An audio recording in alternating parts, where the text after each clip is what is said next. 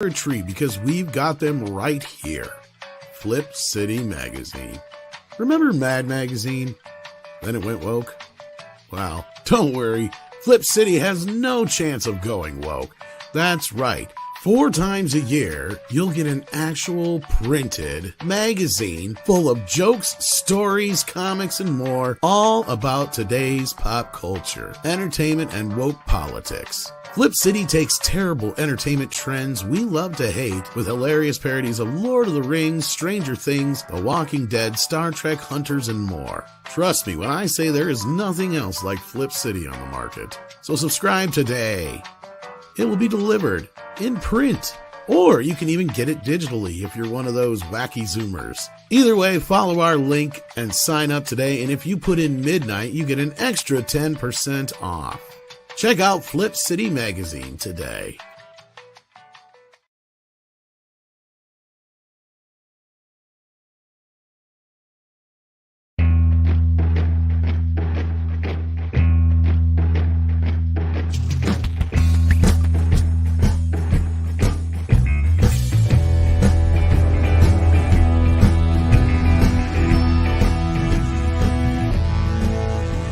Greetings, everyone, and welcome to Midnight's Edge in the morning. It's Friday. I was about to say the end of the month, but it's actually the beginning of the month. The month is already over. It is September now. So, the first Midnight's Edge in the morning in September, coming at you wherever you are. And it's not just me here. We have a lovely panel here. Joining us, as usual, is Mr. Paul Chato. How are you today? Hello, everyone. Yes, I'm very good. Everything seems to be nice. A full moon, could see it last night. It was good. Although my son was really mean to me this morning. He stayed up late last night, and I got up early and made him breakfast at 6 a.m. And he went, "Is this all I'm getting?" Well, it's not my fault you're in a bad mood. Well, nothing can ever be completely perfect, is it? Oh. What is perfect, though, is that we have another Canadian here, namely the Jolly Script Doctor. How's it going? It's going well. I'm trying to stay positive, having rent just removed from my account today. That's right. It's the first. Yeah. The first, yeah. Yeah, this is All like my the bills thing are being paid this weekend, and it's like, just stay happy, stay happy.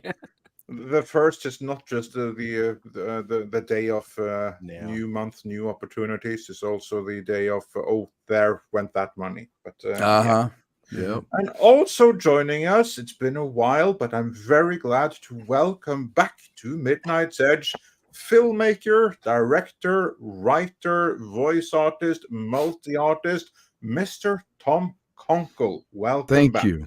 I'm so glad to be here. And you know, Paul, I think there's a deeper life lesson there with your son. Is this all I'm getting? In general, yes. Yes, it is. That's it. It's an honor to be on here, Andre. Script, you're a dear friend. I love working with you, and Paul, I always listen to your essays. So I'm among friends, but also really respected peers. I'm glad to be back. And I saw your film noir, and that was a huge effort. My God. Thank you. Yeah, but I'm still tired. It's a love letter to noir, and it was a lot of work. But I learned so much in the act of doing it. It was a great job. Really enjoyed it. Thank you. Thank you. And the movie that Chato is talking about is, of course, Tom Konkle's magnum opus, at least up until this point, Trouble Is My Business. And if you head on down to the description, there you will find the links for where you can see Trouble Is My Business, in addition to, of course, our own watch party, where we saw Trouble Is My Business with Mr. Tom Konkle. So that's where you get the closest thing there is to an official director's commentary, isn't it? That is true. That is the official commentary at the moment. We had a ball watching it with you, and it's always fun because it's almost like you're sitting next to somebody and you can kind of share little things and re-enjoy the movie through their eyes. So I really like doing that kind of thing. Yeah, actually, what would be really fun is a commentary. And people don't realize that it's actually be done in a theater, and people in the back are going, "Shut up! Hey, you be quiet. Be quiet. I'm trying to watch this movie. I've always wanted to do that, or do fake commentaries, like do Jimmy Stewart watching It's a Wonderful Life, but just start swearing, in the middle of, I can't believe this guy is out of his fucking mind. Came in and told me to take off my pants. You can go fuck them. exactly. In the middle of the scene, I hated doing this scene. You can kiss my ass. I would love to do fake commentary. It's the battle of Jimmy Stewart impression. So that's the thing is it is. Really, yours is much better. Yours is much better. Years of field work. Yeah. All I could do is Robert Mitchum. We did this take 48 fucking times. That's actually a good. No one does Robert Mitchum. I think that's great. Thank you. Love it. I have very weird impersonations I can do, and I don't do them often because I'm not really an actor. Yeah. Well, there's that famous sketch where it's like, I do a great Millard Fillmore. You want to see it? could you pass the butter? There it was. What do you think? Pretty good, huh? Who would know? Exactly. On that note. That's right. Yeah. Andre? Hello, chat. Andre? Indeed. We also have the chat here. We have Will Bloom is here. Natasha is here. Always Natasha. keeping an eye out for us. One of our moderating team. We have STR Red Wolf is here. Mr. Tickle Trunk is here. Carlos Alfredo Lopez is here. Last Call with Troy Pacelli is here. Jim Watari is here. Kenneth LaRocque is here. And Tom, Midnight Sedge, Tom is also here in spirit because he has a prior engagement. So he will hopefully be here over the course of the show. If not, there's always Monday. Speaking of, Culture Casino also has a prior engagement, so he regrettably cannot be here today. But we will pull through anyway because we have this great panel and we have all of you guys watching. So everyone, please smash that like. Help share this stream because Lord knows that this platform doesn't always do a great job at doing that.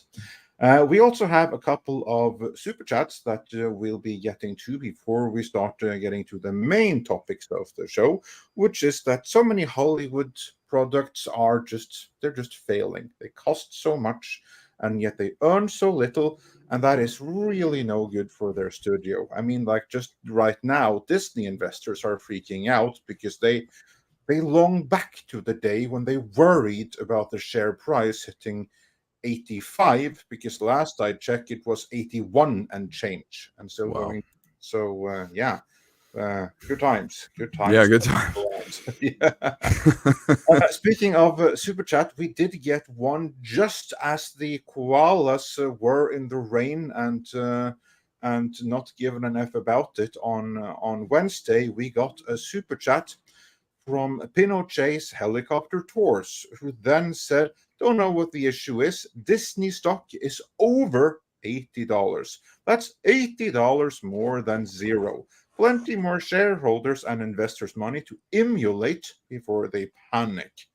Well, yeah, this is true. It's still over 80, but at 81 and change right now. Question is, for how long is that going to be? So they're certainly doing a good job emulating things. But we also have a couple of fresher super chats. We have Nerd Alert, who started us off today saying for $5, getting back to my super chat from Wednesday. Would I be better off just cryo freezing myself for 5 years? Obviously not happy with the state of the world right now, which I cannot necessarily blame you for. Here's the thing, though: who's to say that things are better in 5 years? That's right. Yeah, And I'm fascinated that cryo freezing is an option for you. That's intriguing. Where are you that you can do this? Didn't Walt Disney do this? There's that legend that his head is frozen somewhere and he will be revived at some point. It's pretty much impossible to cryo freeze a human being like that right now. Thank you, Captain Bringdown. Yeah, well, I think, well, I mean, cryo freezing, that's pretty easy. That's just pulling the body in the freezer. That's cryo freezing. I think what you mean. The problem is waking someone back up again. That's right. Yes, it's That's you can true. freeze them. That's true. Yeah. The freezing part is easy. Freezing part's easy. The second stage is, it's sort of like jumping out of a plane. The fall is fine. Yeah. It's the landing that hurts. Yes. Yeah, exactly. It's the unfreezing that's still a problem. But I love that it's an option for you, though. Yeah. Good luck. Yeah, good luck with I it. suggest you take it. Yeah. And ActionCom says for $5, what will be the message the Taylor Swift film sends to Hollywood? Will theaters make the leap to showing live performances in their theaters? Now, this is something that I am not fully up to speed with. Script, are you up to speed with this? Taylor Swift film. Yeah, to various degrees. I mean, I can't remember a time where there wasn't, at least at some point in a year, a live promotion being broadcast through theater screens in some way. I remember wrestling used to do it. There were some concerts. I think AC/DC did one. If not them, Black Sabbath had a type of a live broadcast shown at like IMAX theaters and things of that nature throughout the world. I think the only thing Hollywood could kind of take from this, because prior to the last couple of years, Hollywood never really cared. It's like, yeah, sure, have a live event, have a live event performance through AMC or Cineplex or Cinefilm or whatever it is. I think they take a look at it now is because so few people are actually turning out in the droves that they had anticipated for the broad amount of movies that they're putting forth. I mean, when a Taylor Swift concert forces the Blumhouse to basically move up their movie premiere a week, that should send waves as to like, hey, maybe audiences want to see something fun, enjoyable, put a smile on their face, as opposed to some of the things that they've been putting forward since. And when you take a look at the metric of the last couple of years, you've got Top Gun Maverick, you've got Oppenheimer and Barbie, and now you got Taylor Swift. And it seems like, well, what's the running thing of all those four of those projects is that they're there to be celebrated. They're celebrations. For Oppenheimer, it's a celebration of tourism and art and acting. For Barbie, it's a celebration of, women and their toys and, anticipatory nostalgia for Barbie. Yeah. And Top Gun Maverick was a return to the 80s action thriller, and also had a good father-son type of pseudo story, and hit a lot of the emotional beats that people wanted to see in their stuff. And when you go to a concert, you're there to have fun. You're there to sing, dance, cheer. Let loose. I saw a tweet where the Taylor Swift concert did not really perform that well in theaters. Am I wrong? I don't know. It hasn't come out in theaters yet. Oh, I don't think it's come out yet. Yeah, I have some experience in it, Andre, as well. When Monty Python did their last live show just before Terry Jones passed away, they streamed it live to theaters. And I think, given I'm in LA, so it was in London, I think I got up at like 9 in the morning or 10 in the morning and went over to AMC Burbank, the theater, and watched the show. Live switched of the last time they ever performed together, and it was amazing. I never would have gotten to see it, but I was also seeing it live, which was a very cool experience. And the National Theatre in England is doing all of their repertoire now. You can go see in a movie theater. So in a way, it's the return of like Masterpiece Theater, which you used to have on on public television here. It's a return to the immediacy of theater, but it's also exposing people that might not necessarily know what it's like to, as a group, experience a play, to at least get their feet wet to see it. This isn't a theater town here in LA. So I was really heartened that movie theaters have a different way to bring people together to re-experience the communal experience of watching something, instead of just sitting in your living room alone and pausing things and doing it. It's reculturating, if that's even a word. It's reculturating people to experience theater or a story as a group. So I don't think it's a bad thing. The Met does regular operas, and that's packed here, at least where I live. We actually have that in Norway. We also get the live from the Met. Okay. Yeah, it's a great way to expose people that may not get exposed to it, I think. Yeah. And also on that note, STR Red Wolf says for $10, Billboard reports Taylor Swift's Eras Tour movie is crushing AMC site and app due to sheer demand. Haven't they heard of the /dot effect, where a site is so popular it's organically DDoS'd? Now Taylor Swift has got a monstrous following. I mean, Yeah. she's got the army all keen, and she does a good show. I mean, she And really at least puts a 100 huge effort. ex-boyfriends. Yeah. Yeah, she's one of the few people that actually writes her own material. It's pretty amazing. Yeah. Except for the ones that are written by Max Martin. Yes. Well, everything's written by Max Martin. Let's face it. Yeah. Even me right now is written by Max Martin. So let's not take any points away for that then. That's right. And then does put STR Red Wolf sends his member badge. Been a member for 11 months. Which is I don't want to see his glad member. to have you. Don't show me your member. Member badge. It's like edge. It's a slight difference. It is Slight difference. Yes, but all important difference. Yeah, kind of like when Popeye is saying like "blow me down." It's like that, right? Otherwise, it kind of changes. Well, the we'll all meaning. be shocked to find out Taylor Swift tucks. Oh God. I did not see that coming. My brain works in mysterious ways, Tom. The horror is, I totally could see that coming. But, Action.com says for $10, Sylvester Thank you, Stallone Action. saw the Ali Wepner fight in a movie theater that was live broadcasting it. The idea of live events is not unprecedented. Would you ever go to a live broadcast event in a theater? And Tom, you already kind of answered I have. this. And, Fantastic. As for me, I would, if there was a live performance I really, really wanted to see, and there was no other physical way of doing it.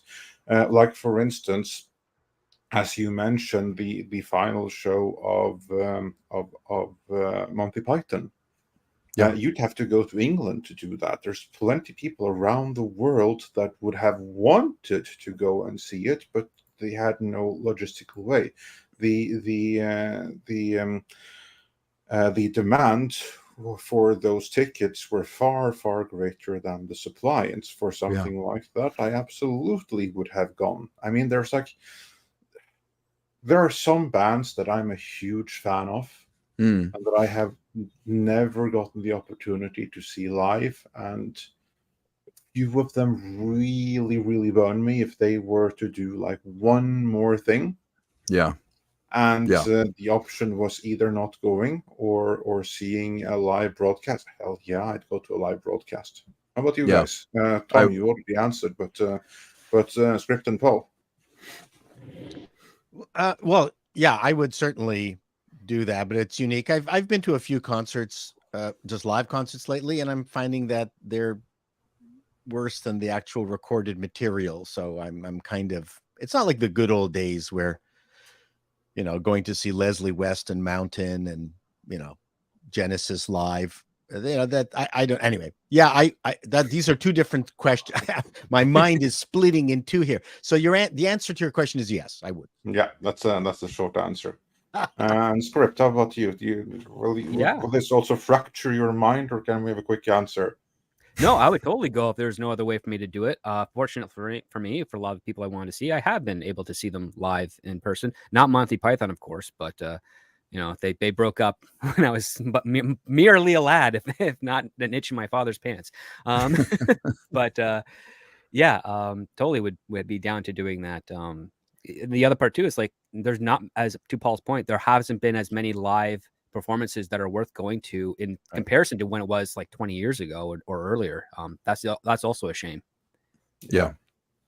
I'm going to see Peter Gabriel in October, and it's probably the last time he's going to be performing live and touring. I'm really looking forward to it because I never got a chance to see him. But to Paul's point, you don't want it though to sound like it did on the album. You want to hear a live interpretation of it. But how they interpret it has, for a lot of bands, not been as challenging or as interesting as, if you went to go see Led Zeppelin, them playing live, it was almost like a completely different track. It was a different interpretation, and you want to see that. So I'm curious to see, Peter Gabriel always struck me as someone who found a way that his live album sounds like a completely different take on his material. So that's a reason to go see it live, is you want it to be a very different experience than listening to the album.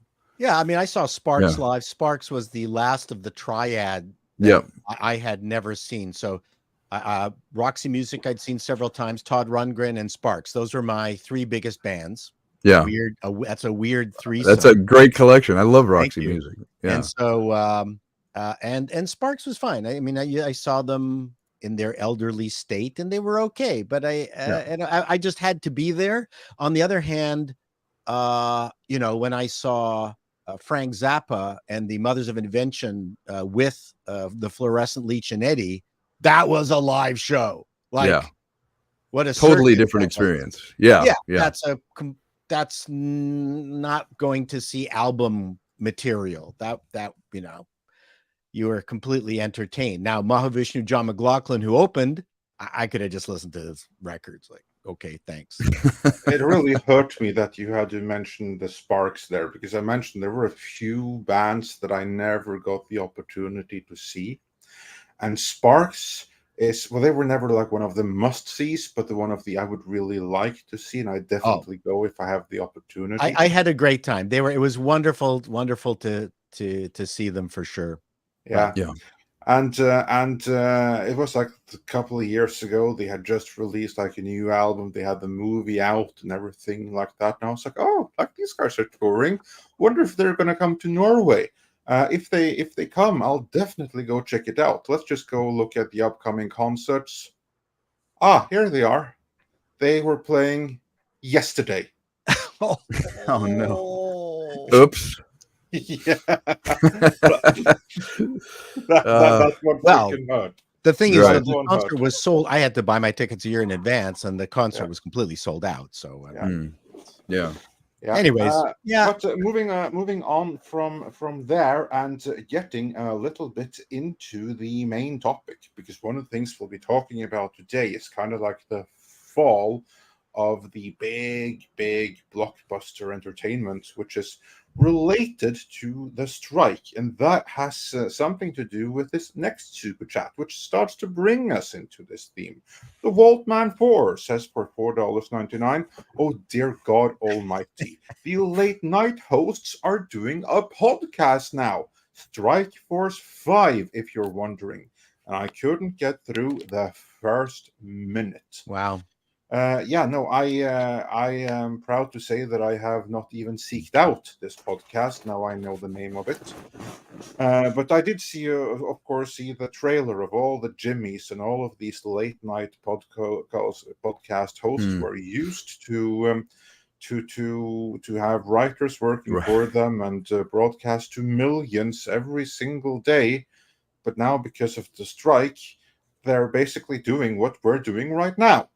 That's right. And they put a trailer out. And what did you think about it? Are you glad that you'll have the opportunity for the intelligent musings of the late night podcast hosts? And finally we get their take on the state of the world again.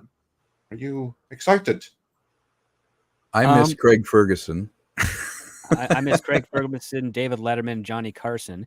Carson. One thing that this will show is so all 5 of these people, before they got their talk show host job, they were prolific writers, and they worked a lot writing. But since they become a talk show host, they haven't had to do that at the same frequency anymore, because they had their pool of writers to help them. So this will be a fascinating thing to observe. And will they have any muscle memory when it comes to generating actually something good, funny, worthwhile to discuss? Or because you're going to have 4 of these feeding into one and so forth throughout all 5 of them, are they just going to be doing essentially a I'm the head of a TV show, late night TV show, circle jerk measuring contest? Like that's what good question. You're seeing. Has anyone seen their trailer? I've avoided it. So that's a question too. I don't really watch the shows on at night. Someone made a joke. They're like, "Hey, have you noticed that those shows are off?" And I was like, "No, I haven't noticed it." As art form, my problem was always, with somebody like Carson or Letterman, you didn't really know their politics, but also they really listened to the guests, and they would bring real people on or celebrity guests, and they would extract things that were funny or entertaining. I mean, if you really want to see a masterclass on how to still get people engaged, the Graham Norton show in England is a great way where he'll put people together that you're like, how are these two people together? And that you get a really interesting conversation and lets them be the entertainment of the show. He also liquors them up too. He does, and you know, that is the social lubricant. But I feel like we've kind of lost that art. There's a lot of messaging. It's almost as if the politicization, if that's a word or whatever, of the late night shows.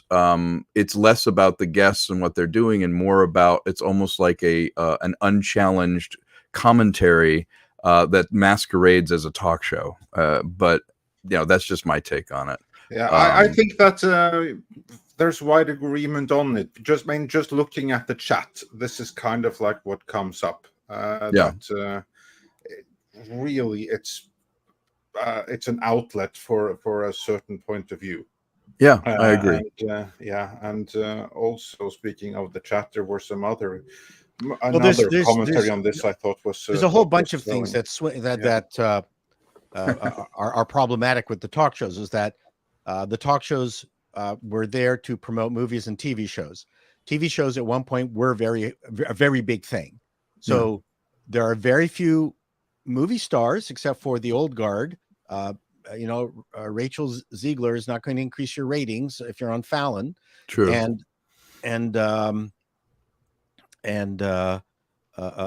what TV stars have new ones. I'm not talking about new people who have now been created, and they're just not there anymore. It's only old guard that's of any interest. So it's the Academy Award syndrome, is that when they stopped giving awards to popular movies, there was no reason for the audience, the normies, let's call them, to watch the show. The fact that you could get what's his name, Weinstein, who found a way to engineer things so classy movies with classy stars would win Academy Awards, was actually detrimental to the awards because no one watched his movies. Yeah. So while the movies were prestige movies in many cases, and the performances were amazing, if you didn't watch the movie, then you didn't care about the Oscars, and we have suffered because of that. And now it's even worse. So we want to see the big stars in big shitty movies actually win occasionally, because that's what the audience wants to see. That's the entertainment part of an award show.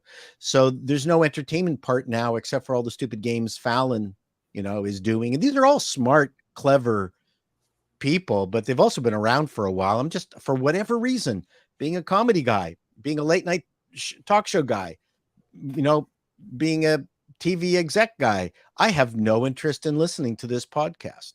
We do have one review though from our audience. Mecca J says that podcast was so terrible. Shows just how unfunny they really are without their writers. And also to your point, Matthew W. said talk shows died when the presidential candidate started being guests with Clinton back in the 90s. Yeah. Presidential candidates have been on talk shows since at least the 60s. Yeah, Reagan was on with Carson a lot. And to Scripps' point, though, it's a muscle memory to be a writer. These guys have not had to be the main writer of their show for years. So you are seeing some, what I'd call it, atrophy, in being able to create comedy. And when the nature of doing a podcast is a different muscle memory to listening to someone, having a guest, bantering with them and coming up with it. You're in a vacuum sometimes. So there's another issue, and that is the technological divide, in that if these people were really jonesed about technology and they were nerds, the moment the strike had started, one of them would have had a podcast or a YouTube thing or something. Who did? Bill Maher, yeah. Well, Maher. So Maher has the genuine interest of performing. He needs to perform. That's where he gets his Jones on. I mean, and none Conan of these O'Brien's guys another are one. interested. Pardon me. Yeah. Conan O'Brien was another one. Conan O'Brien. So none of these guys, am I getting the feeling that they are jonesing to perform? Like, yeah. And it feels like managers called them and said, you have to do this podcast. And they're like, oh God, do I have to? Great. Yeah. Yeah. He's got great. The Mellencamp show was a shockingly surprising show. There's authenticity in it, and that's what the difference is. Oh, it didn't come from like a white paper down where it's like, well, you know, guys, we should do this thing and we can monetize this. You know, we've put a committee together. Yeah, we kicked it around. You know, the boys up in marketing feel like you should do a podcast right now, and I don't want to do a podcast. Okay, well, how do I set up the microphone? Can you send Jimmy over? You know, that's what happened. You know, that's what happened. Oh yeah, and so the fact that there was no anxiety or anxiousness to continue performing, because that's the thing that drives them more than anything, that's why it's shitty.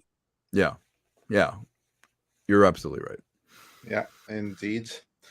Indeed, and just our chat is not too impressed with this new blog of 5 formerly mainstream late night talk show hosts. Of course, there are individual exceptions. Skadex calls them the Vax Force 5. And the D-Diggs speaks for many, saying for £5, Midnight's Edge, Nerdrotic, Ass Drinker, Molo, Chato, Little Platoon, Disparo, all outclass these 5. So wow, boom. You're too kind. We do have a good time.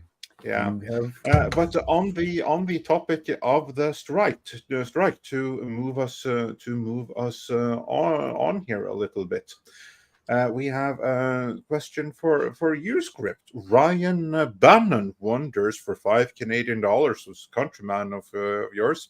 Question for Script: could you comment on how the strikes have impacted your workload? Curious how it impacts Canadian writers.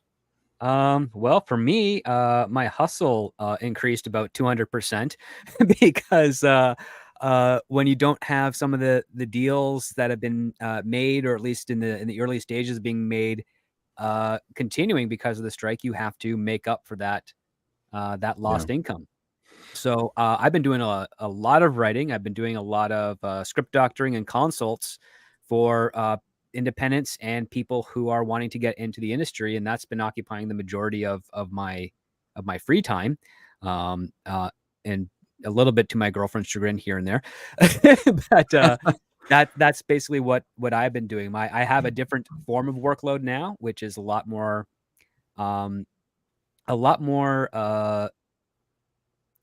what's a good word to say this? It's there, but it's kind of like mud, not in quality, just in the substance of it. It's very flexible. It can change. It can thin out. It can get thick in some parts. It's all over the place. It's very fun to do, and it's great to being able to work with some of these people and help them out and work other muscles of my writing brain. But it's also unnerving because it's like, how long is this going to be going on? Can I sustain it? I don't 100% know for sure, but I'm going to keep pushing through to make sure I can. Start hustling our screenplay to other people. Script. Well, there's some people I can show it to, and then there's a lot of people I can't, unfortunately, because they are struck. They can't even read. No, you can't even send them out for reads. You can't even, really? I can't give a script to an actor, and I cannot give it to any company that is either struck or has a long-term contract deal with the struck company. So you have to basically go to all outside independent sources, and that is already a whole different type of endeavor. Very, very difficult to do. Even some of the Canadian production companies up here in my area, they have commitment deals with CBS, Paramount, Warner Brothers Television, and ABC. So you can't even talk to them if you want to get financing for a project or something because they are part of a struck company. And if I want to maintain union status, and I have to oblige by the requests of the WGA. But it's written. You don't have to write it. It's also you have to sell it or get financing for it, which is also part of the stipulations against the strike. Pitching a script gets you permanently banned from the union for the future. In fact, script is being far too modest. He and I, we wrote 2 scripts, one of which we were actively pitching, another is ready to go out to A-list talent. And the bottleneck really occurs. There's plenty of time during a strike to sit and write. The problem is you can't tell anyone about it and you can't move forward. If you sell anything or you do that, you are pretty much assuring no pension, no membership for the rest of your life. And the reason for that is... Do I hear tapping on a keyboard? Am I hearing tapping? Are you tapping something there? Yeah, you can tap away, but you just can't tell anyone, and you can't do anything with it. And the reason for that is writing is one of those jobs that it's invisible until it appears.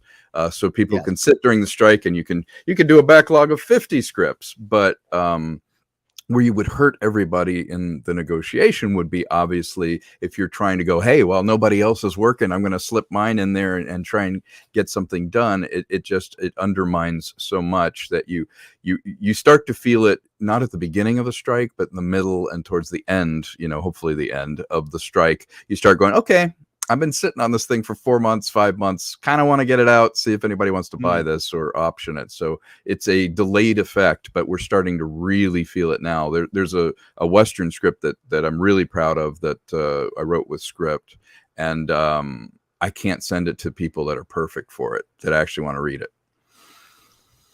Just think of the high quality material will be available to all these production houses. There will be a flood. Yeah. Then the question being is like, will these production houses, will the studios be interested in buying spec scripts? I think they have to at this point because the assignment stuff for their intellectual IP is not going to occupy the gaps that they are creating for themselves as a result of this strike. So that's true. An opportunity for us right there to. There you go. Slip right in there with your script. That's right. Yeah, indeed. Well, thanks for the answer.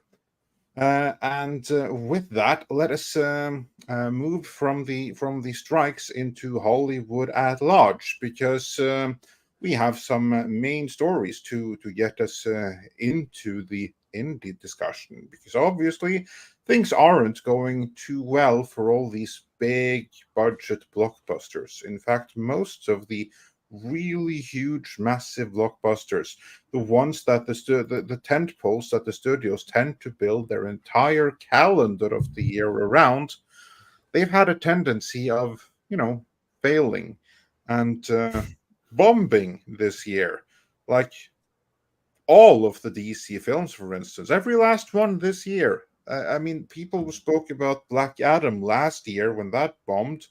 Well, that's looking pretty good now, because all of this year's DC bombs would kill to have numbers as good as Black Adam. And some of those, they failed so badly that they bomb even more than once. The Flash, for instance, one of the biggest bombs of the year, not only bombed in theaters, now it's bombing in streaming too. As Deadline Hollywood reports that The Flash sees 1.1 million households in weekend debut on Max, down from Black Adam. And I presume also down from the other recent Shazam? releases. Yeah. Well, maybe not from Shazam. That would be embarrassing, though. Yeah, can you really be down from Shazam at that point? I mean, Shazam is technically a better made movie than The Flash. Yeah, but it didn't. Although do well The Flash, you can see more money on the screen. Well, yes, it just wasn't completed and rendered. Yeah, it's no better streaming than it is in the theater, so I don't see how anyone would think it would be any better. And really, this is an indication that they're spending too much money to make films that just aren't viable. We were just talking about this earlier. Is the problem with Hollywood movies is that the cost now, you have to swing for the fence and make $1 billion. or your business plan falls apart. And that's not a business plan. Not enough films make that. That shouldn't be even what you're trying to do. And you can't take any chances when you're spending that much money. There's no way to do any risk taking. There's no way to do anything, because the movie that has to try and please everyone. And we all know that's not the way to do art. With art, you just need to please enough people. And that's the problem with franchise films and with Hollywood and with expensive films. Well, the last few films, I think the biggest issues, independent of the fact that perhaps, you know, they weren't properly written to begin with, let's put that aside, is that an awful lot of them under the previous administrations had problematic actors involved and woke messaging that they're reshooting just to get rid of the woke messaging. So between the Amber Heards and the Ezra Millers, both very unappetizing Eric actors, who wants to go see them? Like, really? And that, in many ways, I think was the downfall of The Flash, is that Ezra Miller was a very unappetizing actor. And the fact that, you know, who knows how many reshoots were required to just get rid of the woke. Apparently that's the biggest problem of Aquaman 2 was, gotta get rid of. Well, the other part that I've been kind of noticing, and this takes me back to like the early independent days, when an independent producer gets their first Hollywood budget, and every problem that they normally had to really think about hard to solve, they could just say, well, we have money now, so we can just throw that at it, and that solves the problem. And it seems like that seems to be the mentality with some of these larger budgeted films. It's like back in the day, you would have, okay, we're doing a tentpole film. The budget is going to be between $90 and $110 million. And that's kind of where it floated. Now it's getting more, well, now it's got to be 125, now 150, now 160, 180, 200. Why is all this extra expense? What is justification for all this extra expense? It seems almost like you've got people with that independent producer mindset who they've been working on mini budget stuff for so long that now that they finally have a blank check, they're just spending ad nauseum because they think that's how you solve a problem, as opposed to actually we're working and stopping and taking a minute and saying, all right, what is really the issue here and what's the cheapest way to solve it? As opposed to instead, what we have now is so many prolific reshoots. Like there's rumors that The Flash had been shot between 3 and 4 times since its initial role began almost 8 years ago. You have Aquaman 2 being ordered for reshoots almost ad nauseum last irresponsible. Year and this year. Yeah, it is very irresponsible. But I think some of it has, my suspicion, and not a lot of people are talking about this, is that I think ESG bridge financing was kind of a fountain of youth of money that people accessed irresponsibly, and if you then it ends up being like the producers, where if you don't make the show successful, then that money is eventually going to run out. So the more they got more and more woke just to be able to increase their bridge financing, and then they got stuck. Because at some point, it's going to come a cropper that the movie's got to make money. They got to make the money back. But I think they got drunk on the money. They got drunk on the bridge financing. I think that's part of it, but only a small part. Okay. Because not all of this is ESG money.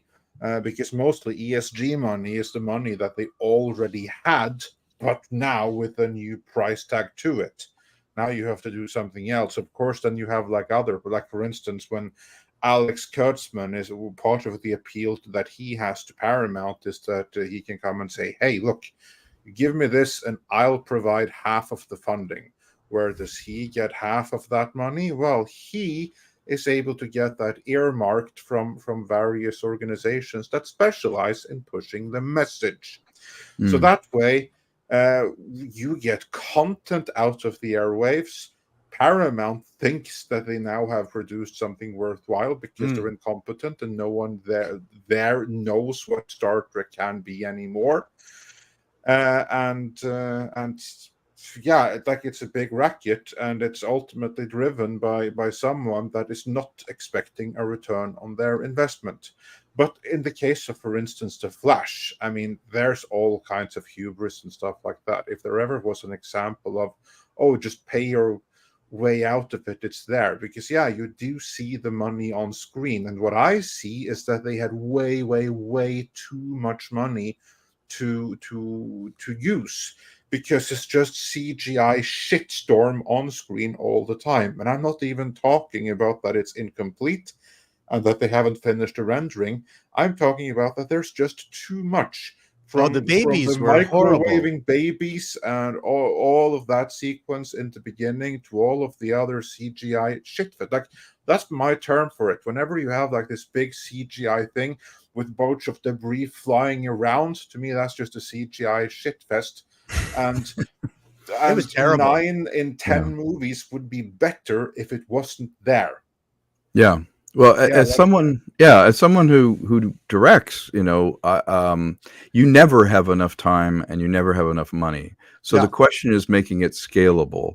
When you see a movie like this, the impression that I get is actually my Australian producer, Lucinda Bruce, who is the producer of my next film. She said something that was really interesting. She said, on films like this, the below the line, which is the crew and the rates, they don't actually get paid that much more money for this. What's happening is you're bleeding money out to third parties that are all doing the CGI crap fest that you're talking about, none of them talking to each other. Somebody in Romania is doing one baby, somebody in Brazil is doing another baby, and they all hope that they show up the day before the film comes out.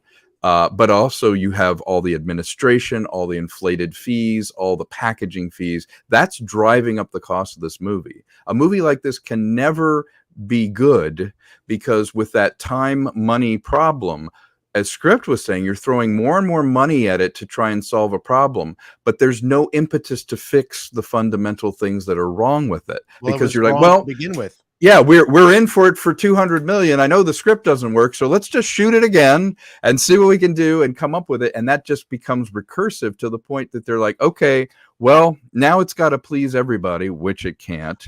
And then you need to make $1 billion.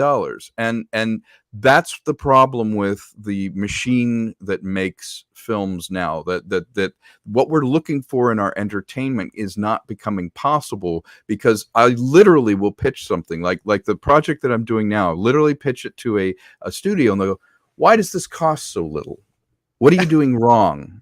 Why are you not able to do this? Why are you able to do this for this amount? Why you're not able to do it for 200 million? It feels like there's no safety thing there. And I'm like, because I don't need it. For 20 million applied properly with tax breaks and getting some decent talent, it costs nothing to have a good idea. Zero to have a good idea. But you'll see Yeah. I just want to say, Mr. Tickle Trunk, he says for $5. Always love when Tom the Man Konkle show up on the channel. Hey, doesn't he have a project he's just announced or something? So, yeah. Possibly. Yes. Yeah. And could he be shilling on here like a talk show? I know. It's like, apologize for the interruption, but I wanted to oh no, I appreciate that. I was rambling there to set things properly up for you. Well, thank you. Yeah, as to that end, I am beginning a initial step. It's crowdfunding a genre film, an old school Hollywood film not made by Hollywood. We're taking the skill sets that we have. I have an incredible team. We've got, combined about 100 years of experience making movies. Vernon's one of the producers. He's in it. He's reaching out to Australian legends that he might be reuniting with, and we're bringing in some people Just to stop that you have for a already second, said yes. when you say Vernon, so everyone knows who we're talking about, that would be Vernon Wells. Vernon Wells, correct. 2 and Commando fame. The guy who rivaled Schwarzenegger in that movie in a way that we were supposed to take seriously. But still, Yes. he's an awesome guy. He is an awesome guy. He played a villain in Trouble Is My Business, and we really bonded over that. And when I talked to him, I was talking about, well, what's your bucket list? Before you kick it, what kinds of things would you like to do?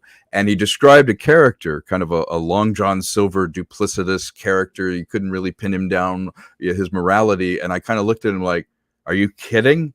I have a project. You'd be perfect. You're genetically designed to play this character. So we started talking about it. And between his Rolodex and Lucinda down in Australia and my business partner, Mike Smith, who loves classic Hollywood movies, we're very old school about what we like.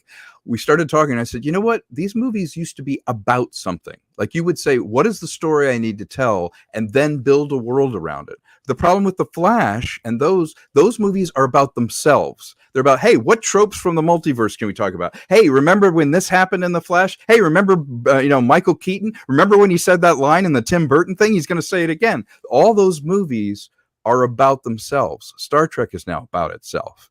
And I thought, well, the formula here is simple. I want to make a movie that I want to see, that people like in the chat are going, I'm just not happy with what Hollywood's creating. What's the problem? Well, the problem is the movies aren't about something, and they're not a viable option for taking a risk and doing an original property. Because if I were to do this movie in the Hollywood system, they'd be like, well, 250. It needs to be $250 million. No, but they also don't like original properties.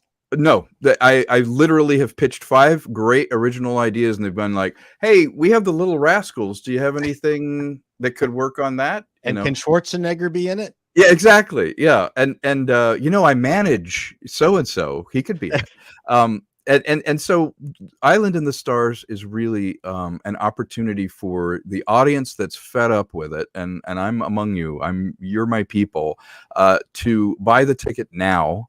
The money for this first round is nowhere near what's going to take to make the movie, but what it does is I already have investment in Australia and here that's interested in putting money in. This is for the first step, and that first step is to form a company in Australia to take advantage of the business and the talent that's there and enroll them, but also to do the administration of accepting a distribution contract, to make offers to certain people that you need to make the film.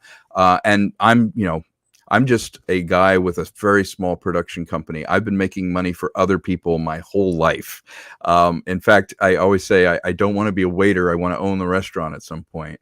And so with my aesthetic and Mike Smith's aesthetic, we wrote this as a old school Jules Verne, Treasure Island, steampunk adventure, very much adherent to Joseph Campbell's. It's a hero's journey. It has a very flawed character who is, as I always put it, she's living a life of quiet desperation. It's a slow drip, but she's bleeding, and she needs to find her purpose. And it's about her venturing out of her comfort zone, being mentored by these older men who are aspects of her personality that she needs to go on a journey to find not only her destiny, but literally her connectiveness to her family again. And it's about something. It ultimately, at the end of the day, I want you to walk out of the movie and go, you know what? For a second there, I felt like one of those characters. I felt like I was in that movie, and I felt like I went somewhere. I'm not trying to build a franchise. This first movie, we got to get it right. I'm not going, oh yeah, and there's like by the third one, it's really going to pay off. No, this one's got to be right. If it warrants visiting it again, we will do it, if you have the integrity to do it. But this first one needs to be a self-contained journey that you go on. And so what I'm asking people to do is go to Indiegogo, take a look at it. I think you pinned the link. And yes, the link is in the description for anyone wondering. Yeah, and we have incredible perks. It is a fly on the wall. You can be in the behind the scenes. Some of the perk levels, you can literally sit down with some of the stars. We're going after legendary Australian stars. It's an all Australian cast. You can have dinner with them. You can go with a red carpet. At the lowest level of contribution, you still are enrolled in this thing. You can even go in and on some of the lower levels, you can name a character. You can get kind of behind the scenes vlogging that we're doing about it. You can be on the set. There's so many ways that you can buy your ticket now when we need it, which is to do the administration and the things that you need to do to compete with a Hollywood level film. And what we've done is we've scaled it to where it is a realistic budget. We're not swinging for the fence on it. So we can take some risks and we can do something original. So I invite everybody to take a look at it. And if you have any questions about it in the chat, I'd be happy to answer. Yeah. We also have a trailer for it, or at least the Indiegogo video. Mm-hmm. And we also have the other Tom joining us, namely our own Tom Connors. How's it going, Tom? Can you hear me? Yes, we hear you. We hear you loud and My clear. sound's not working right, as usual. No, you sound fine. It's good to see you, Tom, and we hear your mellifluous voice. You're just going to have to. Presumably did not hear us. Gonna have to. All I keep hearing is script is working on all these stories, but I didn't hear one mention of Nunchuckasaurus Rex. That's correct. Yeah. Well, there you All right. go. Yeah. That's well. That's then we the know only the project that- technical issues are at least not. Tom an is issue. Tom, No, is I that- left on purpose. Tom, is that the only movie project on Indiegogo that lost subscribers and money? Never mind. It's never been there because nobody ever wants to do it with me, so I'll just do it myself. That's the spirit. That is the spirit, as you should. You are the best one to start that, Tom. That is how You it guys is. are going to And, be so sorry when I'm like rolling in the Nunchuckasaurus money, just so you know. Nice. I'm not gonna be sorry. I'm gonna be proud of you. No, you'll be sorry because I'll have like 10 yachts. Indeed. Yeah, and there we have some great concept art that we're scrolling through here. Meanwhile, I'm going to link to your YouTube channel, and then we'll play the video. Trailer. Yeah. My name is Vernon George Wells. I'm an actor and a producer. And what we're talking about is a wonderful film I'll be doing called Island in the Stars.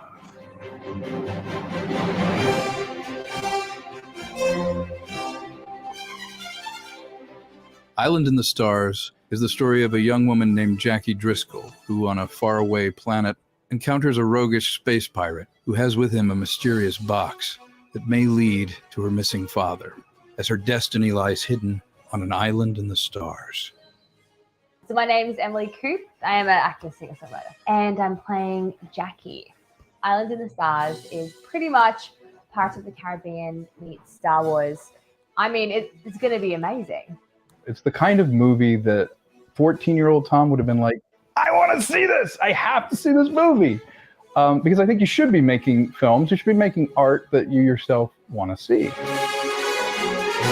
So when we started putting this together, I just started going through my Rolodex of 40 years of people, not just people in front of the camera, but people behind the camera, people that I know, calling in favors and talking to people.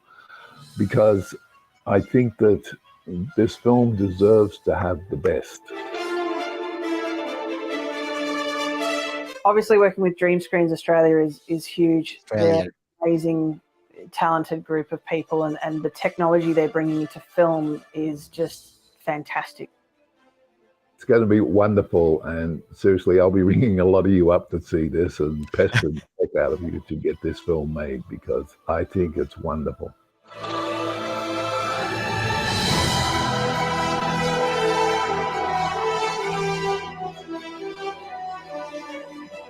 Island in the Stars is truly an epic science fiction adventure film. Island in the Stars allows for all of these elements to come together in this confluence of a movie that I want to see, that is a action adventure fantasy science fiction movie. It will be fun, you will love it, and we will do everything we can to make it the best that there is. So please.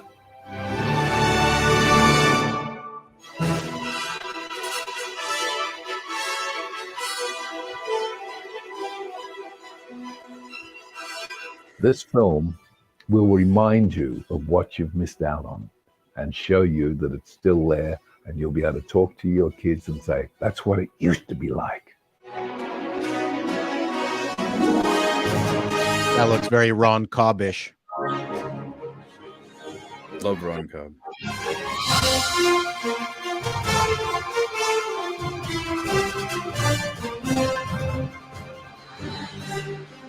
Island in the Stars. I can't wait for you to see it. Man, he does a terrible job of selling it.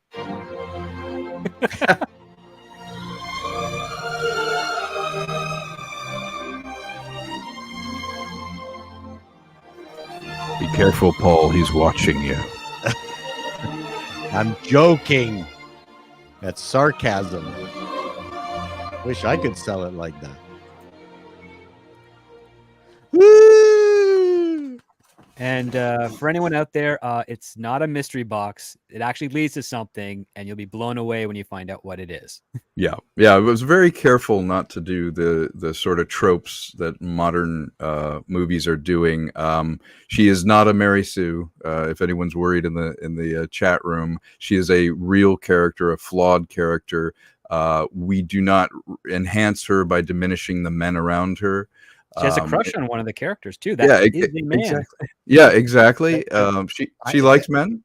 My question is something that I know Disney will never allow, and that is they would never show a woman who can't open a jar, and she hands it to a man to open it. That would never happen at Disney.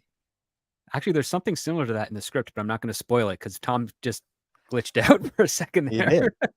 Yeah, I hate mystery boxes too. I mean, the most interesting thing is to actually reveal the mystery box at the very beginning and then make that the adventure. How do they deal with the problems that are presented? Exactly. I have read this script. I really enjoyed it. It's got a lot of heart to it. I'm gonna be keep pushing this until Tom finds his way back. Keep selling until you probably hit the wrong button. It's got a lot of heart. It's got a great cast of characters. Is there any karate in it? Something like that. Yes, close to karate. That's not karate. Close. And I'm back. See what you did with your question, Paul.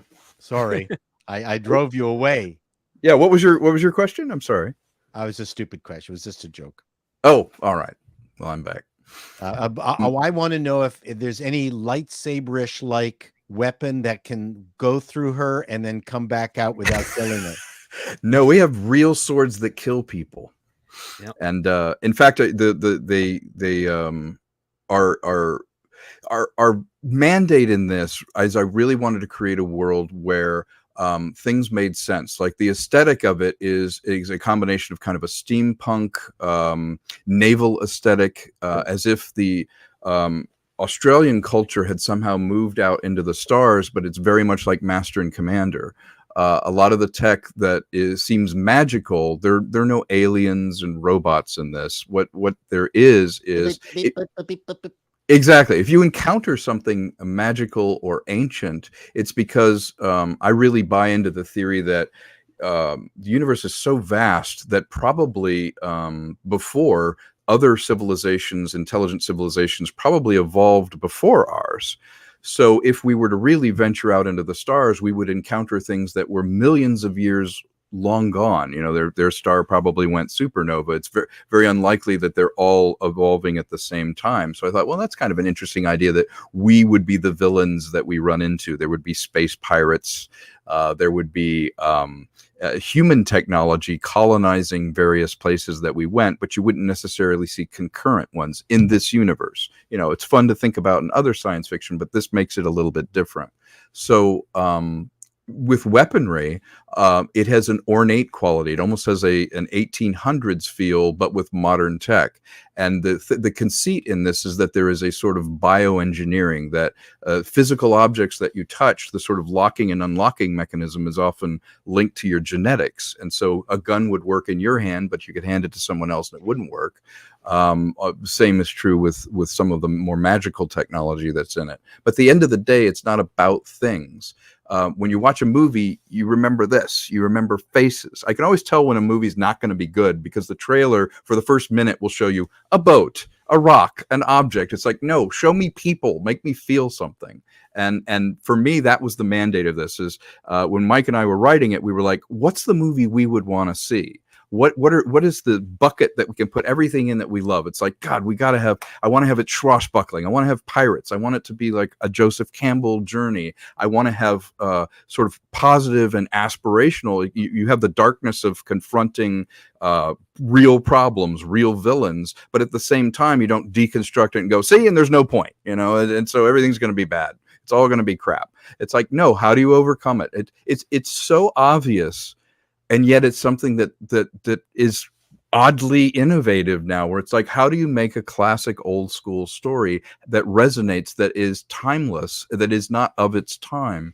And that's part of the reason why I even chose a Victorian aesthetic to the dialogue, because instead of dude broing everybody and cursing and doing whatever, you're forced to have manners. You're forced to have characters not necessarily speak their subtext all the time. There's a formality to this world that makes it, to me, interesting because it's timeless. It won't be something where you look back and like, hey, remember that meme from 10 years ago? He said it.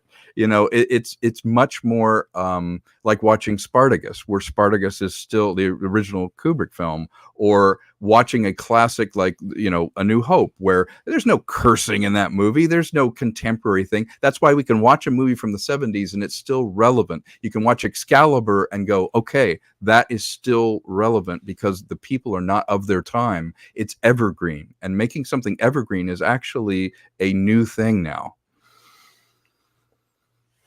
Yeah, that is a very good point, because when you have so many in Hollywood who are obsessed about making things for modern audiences and for today, what they're really saying is that they're going to date it to the point that it'll be unwatchable in just a couple of years.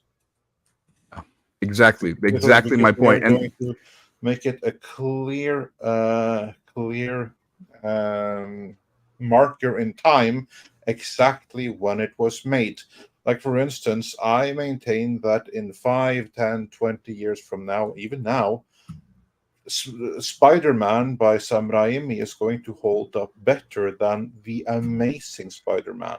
Because The Amazing Spider-Man is a movie from 2012. It is filled with time markers, whereas Sam Raimi's Spider-Man is more generalized thing, like a fictionalized 60s mix of 60s and 90s New York, that is kind of like eternally contemporary in a sense, whereas The Amazing Spider-Man, that was made for modern audiences and it's locked to a certain period forever. True, that's a good point. And that's something we're trying to do with Island in the Stars, is by setting it far enough in a fictionalized world, but with the formality and some familiar points to it. Hopefully, I can tell a story that resonates universally and is much more of the old school feeling of a movie, where every time you visit it, you find something new, but there are universal truths to it, and there are flaws to the characters. There are things they have to overcome. This movie is striving to be, and again, I'm learning as I go. I have the skill set to do this. I'm looking for an opportunity, but it's trying to be about something. The way Wrath of Khan was about, how do I stay relevant, and as I get older, do I still have something to offer, and about friendship. Wrapped in this wonderful science fiction world, it's about something, which is why it still resonates now, rather than go, hey, remember this episode, remember this, remember that. This is an opportunity for me to try to create something original for exactly the audience for Midnight Edge. People that are not happy with what's being done right now. Well, we're making a swing for it. Well, I think the fact that you've got other entities in mind that are influential to it. I think, what Lasseter did, he was playing homage to a lot of 50s and 60s television shows and toys that you could get out of the cereal box. Yeah. That he updated. Lucas literally was paying homage to The Flash, Buck Rogers, and Hidden Fortress. Yes, that's right. And my biggest complaint about modern Star Trek and Star Wars is that they're now paying homage to themselves. Yes, exactly. That's really, they're now in a loop, and they can't get out of it. And they need to find new things to pay homage to. So what you're doing here, clearly, you have ideas of things that have influenced you, and now you're trying to create a new IP based on the influences. So I mean, I think that's really cool. Yeah, we're you know, I'm a fan of all of those. I've been, you know, someone who just loves cinema, loves these stories, and I've been frustrated as I see the, you know, modern films coming out, less and less, as you say, they're about themselves, and less. A filmmaker's job is not to follow trends; it's to set trends, and even everything old is new again. Something like this, which is a, you know, old school film, I make no pretension about it. It's you know, Jules Verne and Treasure Island, all those things wrapped up in a new way to tell a story.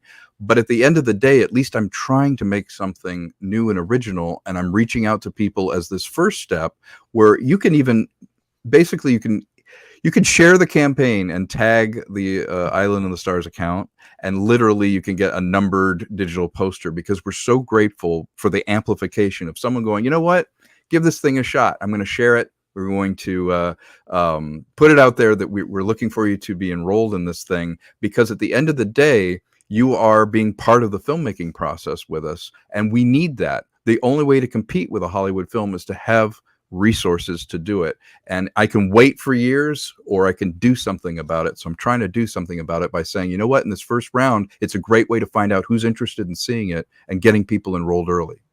Yeah, and as a last call with Troy Pacelli says, for $5, for as little as the price of a super chat, you can make Island in the Stars the next great sci-fi epic. Thank you, Troy. That is indeed on point. And then we also have a comment from Pinochet's Helicopter Tours, which is right in line with what you were just saying, because he says, Mr. Konkle, please help inspire this crew to make their own independent projects. Being a casual World of Warcraft player, I even related to the guild websites. Yes. Yeah, absolutely. If you have something that you want to do and is inside of you, the technology now, the barrier to doing it has never been lower. You know, grab your iPhone if necessary, but try it. Tell a story. Try to make your own independent comic books, because there's new ways to get stuff out that we don't need the middleman. You don't need permission to do this anymore. And you were also in an episode of the Guild web series. Yes, I was, and my son is in that as well. Felicia Day is a dear friend of mine. But yeah, we did an episode. It was a lot of fun. I'm trying. Well, okay, that's that's the only successful web series ever, maybe outside of high school video game. Yeah, I mean, I also had one that was pretty successful. It was actually the first 3D series, live action series, which is called Safety Geeks SVI, which came out in 2009. It's on Tubi right now, but it started as a web series. But hers was fantastically successful. It really was amazing. But the problem was everyone thought that was going to be a gold rush. And up here in Canada, which you might not know, a whole bunch of government funding agencies started funding webisodes. Yeah. And none of my scripts were ever accepted. I'm sorry. Bastards. It's always their fault. But it turned out that hers was really ultimately a one-off. No, you couldn't make an industry of it. You couldn't make a business out of it. Well, the problem is, once you make it free on YouTube, the expectation is, well, if you can do it for free, why would I pay for it? And when web series broke out, it was a great sort of crucible to find talent and find people that wanted to do it, but it didn't map across to doing paid work or charging for it. And that's a real problem. It keeps happening. When you Have something where, I mean, look at Netflix even, though. Who are the great directors that started at Netflix and have moved up? Or what stars has Netflix created? Well, you're just a subscriber. You're not buying a ticket for any particular show. Well, with web series, you were watching it on YouTube or you were watching it stream, but you weren't necessarily buying a ticket to anything. Well, not just that. The math on YouTube is dreadful. I've done the math on it. You know, even if you self-finance something, you're just never going to make your money back. That's my point. Yeah, exactly. And when we had our show, we had one show, it was like 1 million views when it came out, and that didn't translate to anything. Right. Yeah. Yeah. Yeah. I mean, it would be great. Now, I do know a couple of people who are on Tubi that they said if you can make your movie for under $100,000 and it's kind of genre movies, you pretty much can make your money back. Yeah. On Tubi, but not a lot of people know about Tubi. Yeah, Tubi, I love my films on Tubi, and I have a couple of series on there. That was going to be my thank you. Yeah. The only years. problem was Tubi insisted my film be in color when I intended it to be in black and white, so I had to do it in color for some streamers. Right. And the other problem with Tubi is that they have gatekeepers that they prefer you go through. You can't just go straight to them. That's the other problem. Because they don't want to do individual deals. No, they want to you to go to, not gatekeepers, sorry, aggregators. Yeah, aggregators. Yeah, and part of that is pragmatic. You can imagine having to do 500 different deals with 500 people. Absolutely. Yeah. Oh no. So they, you know, and then the aggregator manages all the movies that they're, you know, and so you can make money on YouTube. Yeah, but you also have because there's advertising. Yeah, absolutely. But how do you attract an aggregator? Well, you got to pitch them, and you got to have a good delivery. Here's where people fall down in producing. Producing is about deliverables. And what I mean by deliverables is you have to have an airtight cut of your film. It has to be in all the tech specs. The audio mix has to be great. You have to deliver captioning, a separate music and effects track. You have to have all of your ducks in a row to deliver it. And most people either run out of money in post or they don't know how to deliver things properly. And when you're an independent producer, if you can smooth that out, you know, one thing I was really proud of with Trouble is it never got rejected by quality control. It never got QC problems because I've been delivering movies for other people for 27 years. And when you can get airtight deliverables, though, that music and effects track means it can be dubbed into other languages. That captioning track means that for the deaf or for people that want to use captioning, you've got it. But most people go, here's my movie, you know, I output it in HD. It's like, do you have anything else? Nope, that's it. You know, it's in stereo. It's got a little hiss in it, but it should be okay. You know, and that's the problem with a lot of indie films is you have to be professional at every level. And it's not a lot of money, but you have to spend some money, which again, recursively goes back to Indiegogo. I'm using that for the admin to capitalize this film so that we can do it, because we have to do everything right in order to get it out to people. And you can't just sort of half-ass it and ask for favors. Once you've made one film, you can't go back to them and go, hey, can you do this again for free? It doesn't work that way. Yeah, you know what? Anytime I've done a project, I've paid everybody. I do not ask for favors of anyone ever. Yeah, it makes a huge difference. Yeah, it doesn't work out in the long run. Yeah. But yeah, please take a look at it. He's pinned the link in there. If anyone in the chat wants to ask me any questions about the film, I'm happy to talk about it. But more importantly, you know, you're my people. I feel the same as you do. My frustrations, my taste. And so I wanted to reach out and just say, you know, I'm trying to do something here. If you see some value in it, there's a way that you can become involved, help me make offers to the people. And this is an incredible team. I'm on the site and there's this one AI generated individual who looks very Mellish.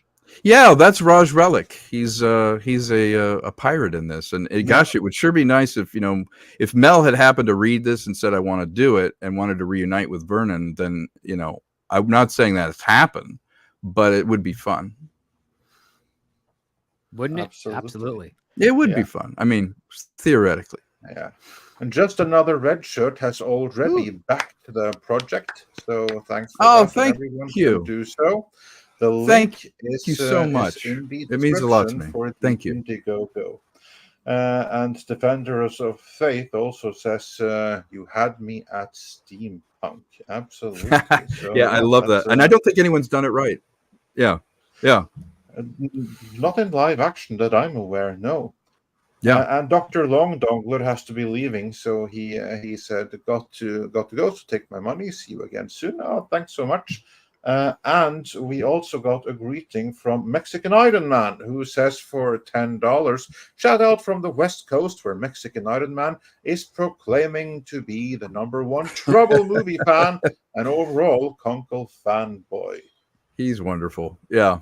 Yeah. Thank you. Indeed. Thank you, Mike. And Dr. Long Dongler also sent us a super sticker, which I imagine is going to be a like. So everyone, please smash that like, because it really helps us out. And of course, it also lets the platform know that you really do want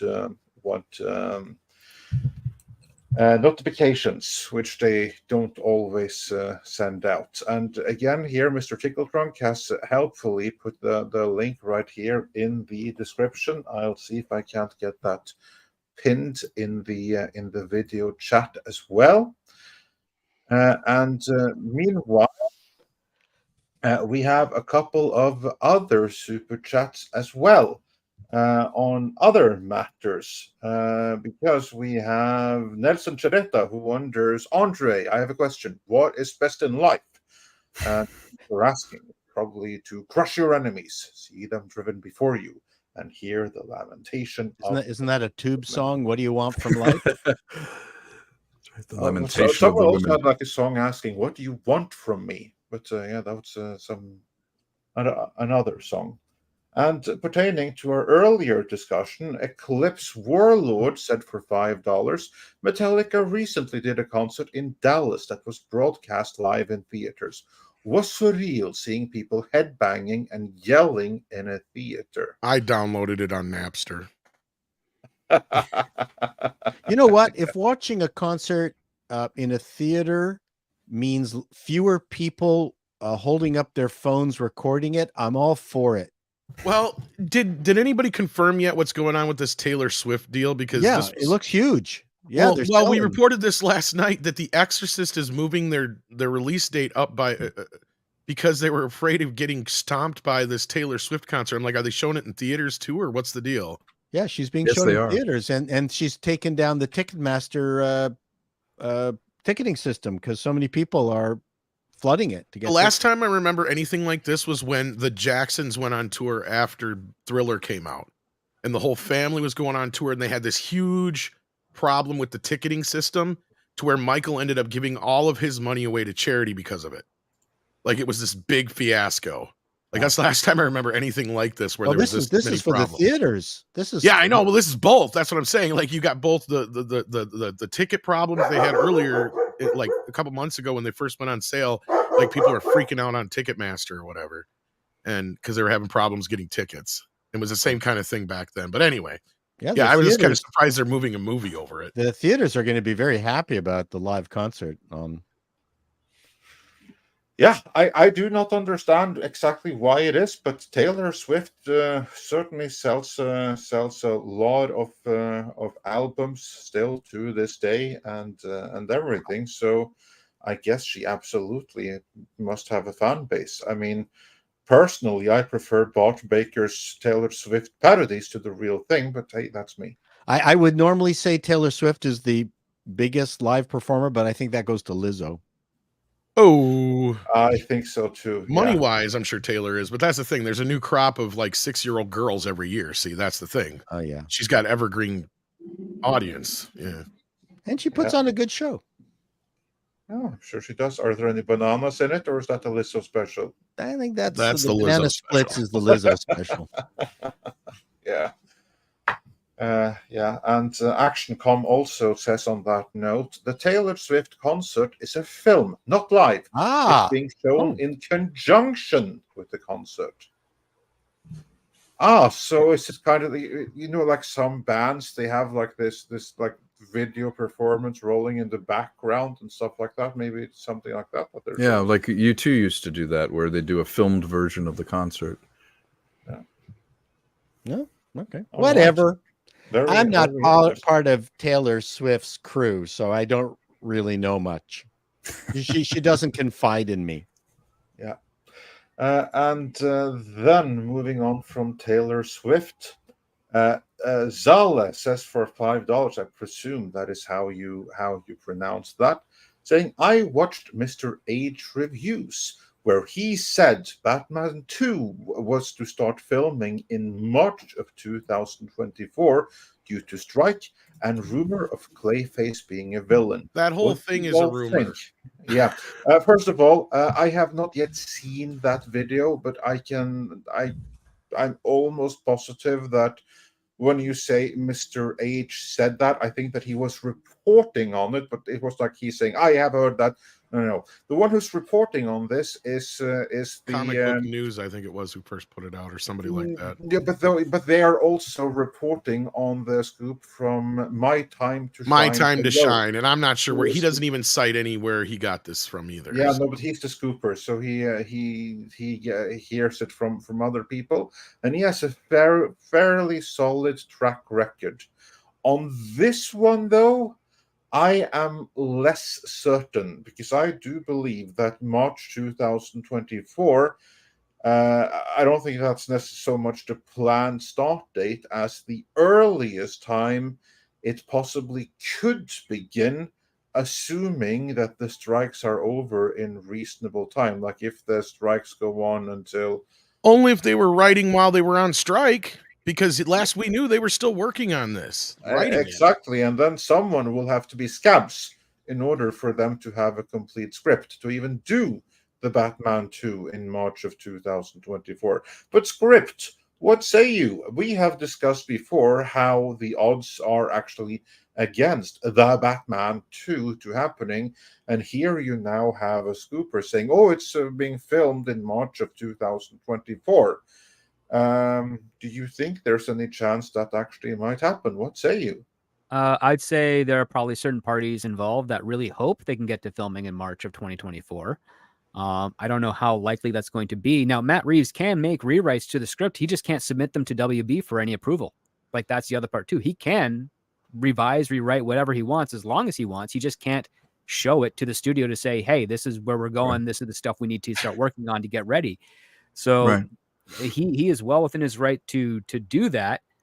But I have my doubts. Some of the directions that Warner Brothers had stated before the strikes began would imply that they're still uncertain with regards to what's going to happen with a possible Batman sequel. The contract that Matt Reeves signed with Warner Brothers does allow for him to have one of his productions be a Batman film, but it's not exclusive to that. So we don't know if that's going to be the case. And the other part, too, that has yet to be refuted is that they will pull the trigger on whether or not they're going to commit to the Batman 2 after they find out how the Penguin streaming series performs on Max.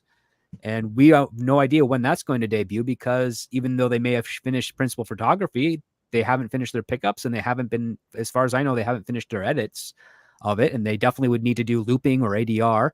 And all of that stuff is frozen right now, so long as the strikes persist. Yeah. Unless somebody has something otherwise, yeah, that's similar to what I've been hearing this whole time. And can a script writer go to a pay phone and go, on page 3, you don't know who this is, but change the line 52 to she said to go get the loaf of bread. I'm sure they could, Paul. If you can find a payphone in LA, yeah, good luck with that. Yeah, I think that's the but you're kind of working against what the whole strike is about. Like, I mean, I'm just saying, I'm just wondering if, some mysterious. That's the thing is, like, script. I gotta understand this. Like, I mean, I know if you get desperate, scabbing might sound good, but at the end of the day, I was listening in the car while you guys were talking a little bit earlier. Yep. Where you're basically saying, like, if you do one of these things, if you go out of, if you get in stupid. trouble, I mean, you're looking at basically for life screwing yourself over. So yeah, short-term reward, but long-term you're just screwing yourself. You're absolutely right. Unless you're Alex Kurtzman and you can get away with it. But, Exactly. Well, there's always the elite, but really it's a race to the bottom. The more you subvert your own negotiation, for everybody that says, well, all the writers are bad and they should all lose their jobs, but there's also guys like us out here struggling that are trying to get paid If we got paid for knocking on each person's door and entertaining them for an hour, we would make some money, but we don't. And I've seen my checks. I used to be the staff writer on a show, and animated shows do not pay any residual. So I never got a dime on a show that I know they sold for almost $15 million to another network, to another streamer, and you see nothing of it. But more importantly, if you want to see better stuff happening, you have to be able to make a living at it. There has to be this kind of training ground where you start with a show, you start learning your trade, but you can make a living at it. It can't be a hobby. And part of the problem is it's becoming the realm of the hobbyist to act or write or do anything unless you're that already elite that have gotten in there. And it's only getting worse because they're going, well, it's NBC.com, not NBC. So, we don't have to pay you. So we really need to change the software here, or it's going to be the realm of the hobbyist or the very, very rich. And you have to put in your 10,000 hours. And it also depends on, who it is that you're working with. Stan Daniels had to work in the shoveling coal into the engine for a good long time before he was allowed to write anything for the Mary Tyler Moore Show. Yeah. So there's none of that now. You're out of college, someone thinks you're funny, and they go, show. "Oh, here, yeah, you've written one episode on some animated series." And then suddenly we're going to give you an entire show. We're going to give you an entire series to run. Yeah. And it's unconscionable. I don't get it. I talked with Stan Daniels and he was working, shoveling coal for a good long time on the Mary Tyler Moore Show before they gave him a chance to write an episode. Yeah, man, and you used to be able to shadow people. You could shadow people and sit in the edit as the writer or be on the set. But now something Scripted said a while ago, which is these short orders for series. How in 8 episodes, how are you ever going to learn anything before it's like, okay, now we reinvent the wheel. You might have a second season. We don't know. We're just going to do 8 and then we're out. There's no crucible to learn. Yeah, they're shooting them like movies, and you don't have where you used to shoot a couple episodes, get a little feedback, and then okay, well, we can adjust this, or this character's popular. Let's write some more stuff for that character. And I did a video on this. The irony is that the streamers are actually having more success grabbing hold of some network show like Suits, with 7 or 9 years of material, streaming it, and it's a gigantic hit. Friends, The Office. Yet it's the networks that are failing are the only ones who seem to be able to and understand how to do 24 episodes a year. That's right. Well, the beauty of Suits is also that you have, like you just said, 8 to 9 seasons to watch already. You don't have to wait that year, 2 year, 3 year gap sometimes between shows it's been lately. Sure, but the point is the streamers don't know or don't have the cojones or the resources to do 24 shows in a year. Like, which is this weird... It is dichotomy going on. Yeah. Well, then that's the problem too. Is think of most of our favorite shows hit their stride in the 2nd or 3rd season. Let's face it. You look at Next Generation. You look at going all the way back. Cheers Seinfeld, and all these things. They find their voice in the act of doing it and learning the characters and getting feedback from the audience. The problem with being in a bubble on a streamer is out of the gate. They didn't like the first episode. And we're only doing 8 of them, and then that's it. That is not conducive. Television is to invite your friends into your house. Well, again, it depends on the premise too, and I don't. You have a twofold problem here. To that. You have the one side where it's like stuff like Star Wars and Marvel, where the budget is just astronomically high just because of those two things, and they need to find ways of doing them more ground leveled and cheaper. Then you have the other side where if it's an original IP, they're bringing in somebody like Sylvester Stallone or Arnold Schwarzenegger, where it's costing them a fortune. Yes. Right? Because they're trying to sell an original idea now, and they think, oh, well, we can't sell this original idea unless we have Kevin Costner in it. Well, that's Yellowstone, for instance. That's typical Hollywood. Right. But I mean, you're talking about getting these big ass movie stars who have never been on television before, and that's the gimmick, is you're getting them to do these streaming shows because for 2 reasons. A, they're getting a big payday, and B, they're only working maybe a little bit more than they would normally on a movie, because that was the one thing where Sylvester Stallone had a little bit of I don't know if I'm going to do a season 2 or not, is because it took him a little longer to do that show than it did in a movie, and he was on location in Oklahoma or whatever the whole time. So like he had to live with that, but like they ended up shooting part of his reality show at the same time, so he got double money. How many episodes a year did Game of Thrones do? Originally, I don't know. I see that's the thing. The cable shows used to be around 15 shows a year. They were a little less than a normal run, and then they started doing less and less and less. I remember like around time Entourage and Sopranos got really big. They went from doing like 18, 15 shows a year down to like 10, 12 shows a year. And then all of a sudden it was like 8 or 10 episodes per season, but they were still spending the same amount or more, right? It was just because the actors and everybody behind the scenes was getting more money and stuff like that. But yeah, that's when it really kind of started. Yeah. It started in cable with like the HBO and Showtime series where they would only do these limited run seasons where they weren't quite as big as the network shows. But the Sopranos was on HBO. HBO has managed to at least keep the interest of people over multiple runs. Netflix has found that after the first 2 seasons of their short runs, nobody wants to watch the third, which is weird. But they'll watch, like I said, they'll stream Suits till the cows come home. I've heard it's more of an episode count. Usually people dip out around episode 50 is usually when it sounds like people have had enough, which is weird because, you know, the old syndicated rule was you got to get to 100 so you can have 100 episodes to run in syndication. When it sounds like most people get tired of a show after about somewhere between 30 and 50 episodes are done, unless it's something that's really keeping them, you know, interested. But I mean, these old shows, we used to watch them all the time, like Star Trek and all this other stuff. You had 22 episodes a year and we didn't get tired of them. Yeah. Well, I don't know. There was also the benefit to the producers and the actors and the writers in that you could live on 24 episodes a year because then you got a break of a couple of months and then you're right back into the grind. And that was a living. You can't live on, not just can't you live on 6 episodes on streaming a year. Let's say you land one of these jobs, but it dies after the first year and then you can't find another job in 5. Yeah. And then you find that you can't live off the 6 bloody shows that you were, given in the first run of your series. It's a weird. Yeah, it's absurd. I have friends that are leads on series like Netflix series, and they're having trouble, just paying the rent and doing their bills and looking at other jobs because you really don't make anything. But it's very expensive to live here. Remember, they've got managers taking 20%, agents taking, 10, 15%. You've got, all the expenses on top of that. And the problem is too, we've got to eliminate first run binging where people burn through rate on these where it's like, I want to know exactly what happens the entire season in one sitting.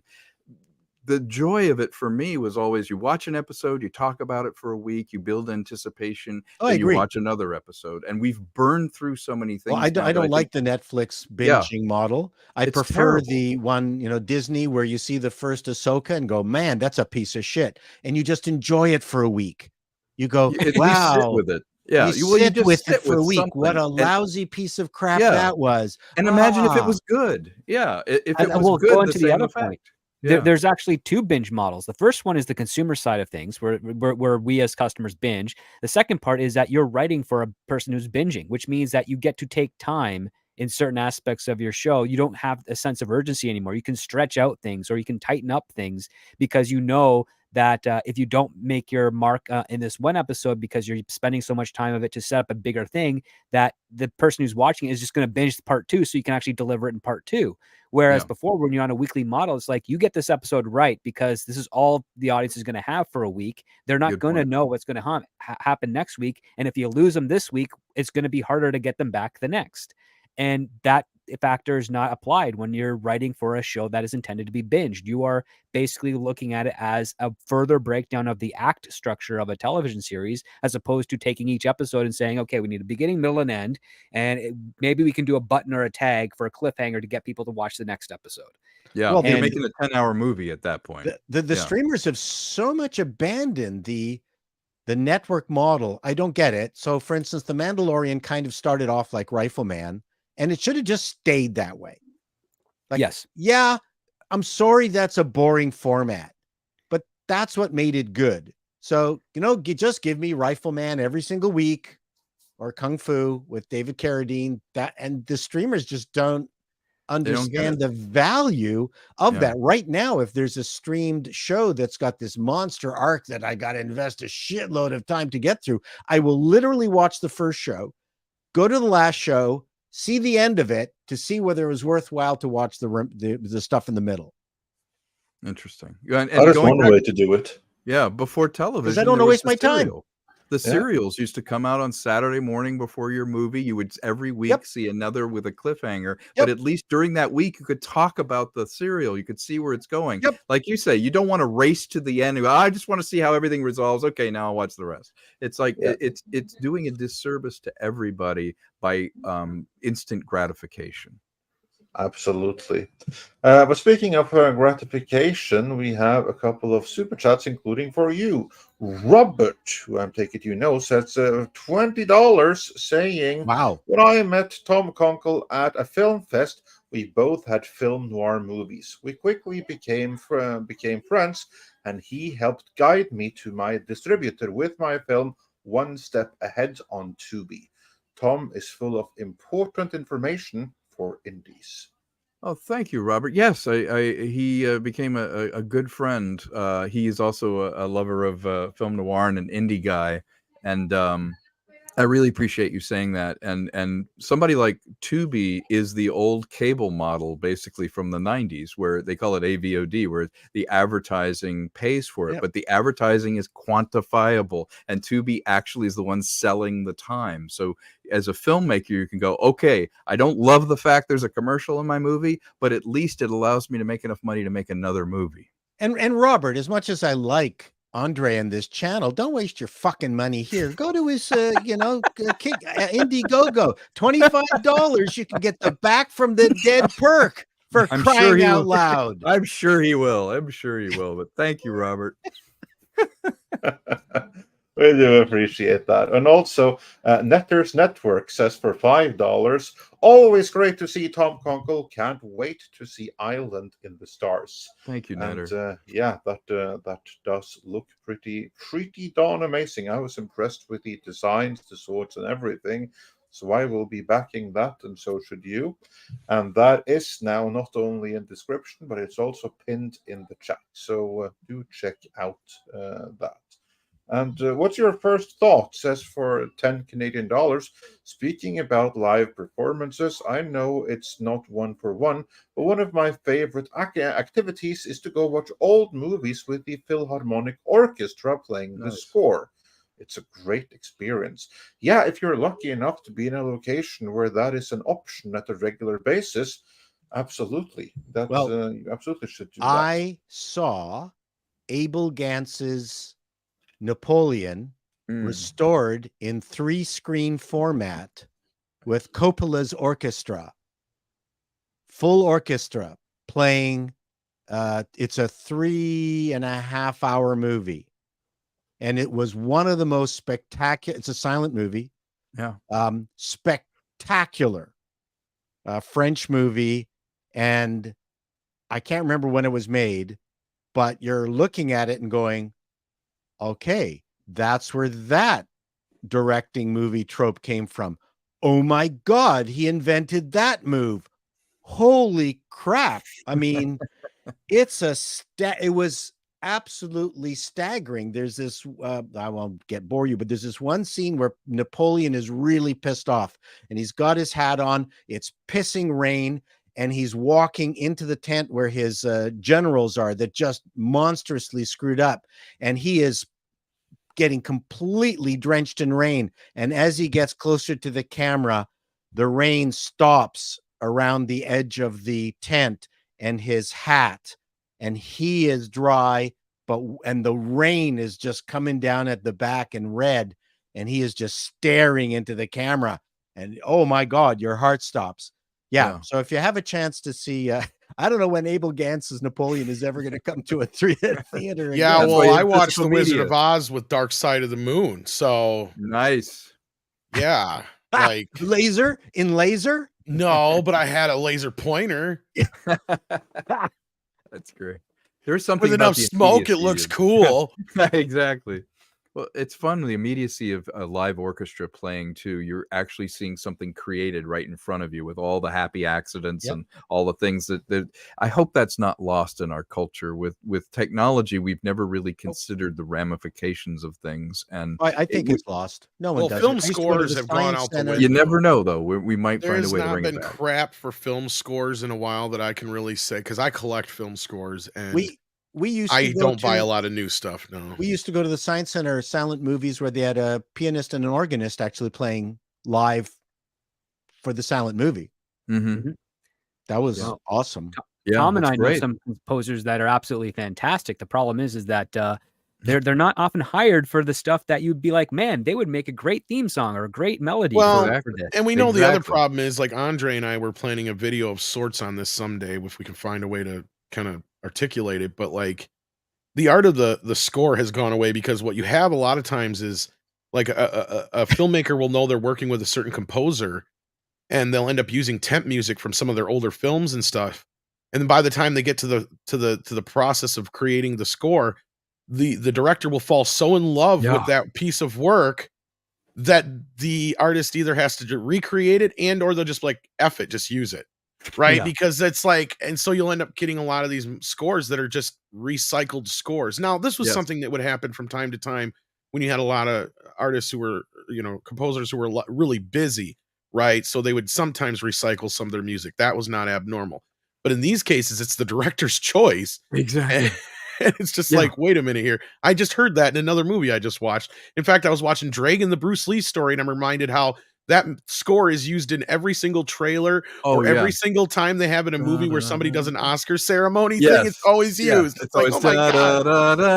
Yeah, the love theme. Yeah. Yeah, you know what? They do fall in love with the temp. I'm guilty of it sometimes, and I have to be real careful, because you'll watch a movie a few years later and be like, wait, isn't that the score from Captain America like underneath? And the frustration of composers. I'm working with a guy. He is literally a student of John Williams, the composer I've been working with, and studied his manuscripts and do that. He was asked to do a very big film, and at the last minute, they let him go and hired someone and gave him 3 weeks to come up with a new score, because it was a brand composer, and the composer basically came up with one theme and then noodled through the rest of the thing. But because it's like, well, it sounded like the temp and it did that, you lost an incredible symphonic score to that. And that's the shame of it, is because people temp stuff out so much, and you have drones now that play under it where they don't write leitmotifs, they don't write themes for individual characters. That art is disappearing. And worse, AI now is going to create AI music that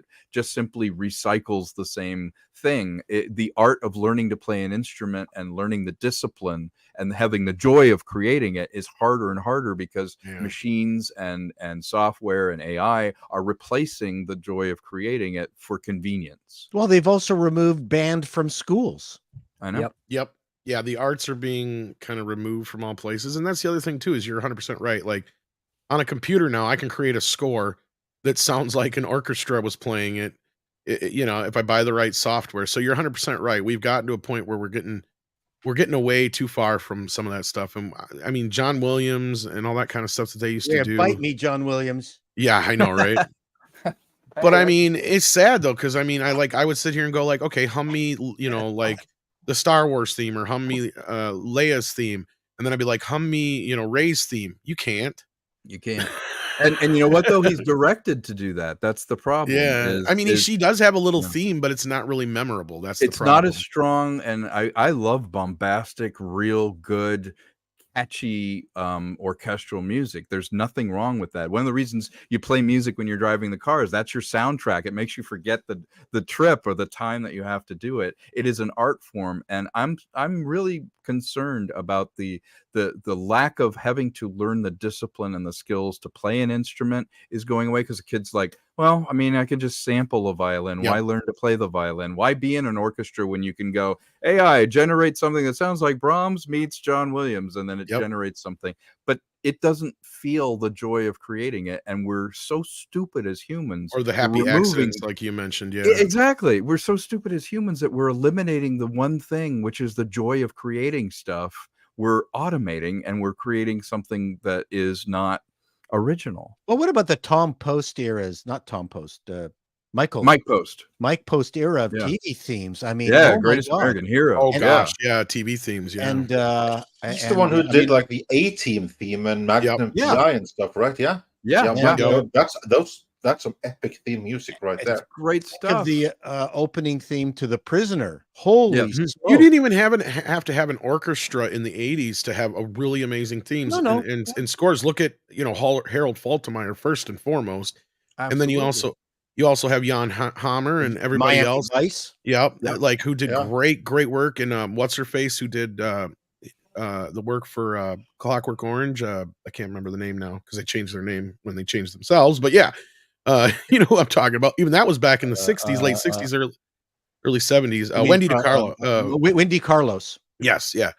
So like, those you don't even have orchestras for that, and they're amazing. So like Tangerine Dream did Sorcerer. Tangerine Dream, yeah.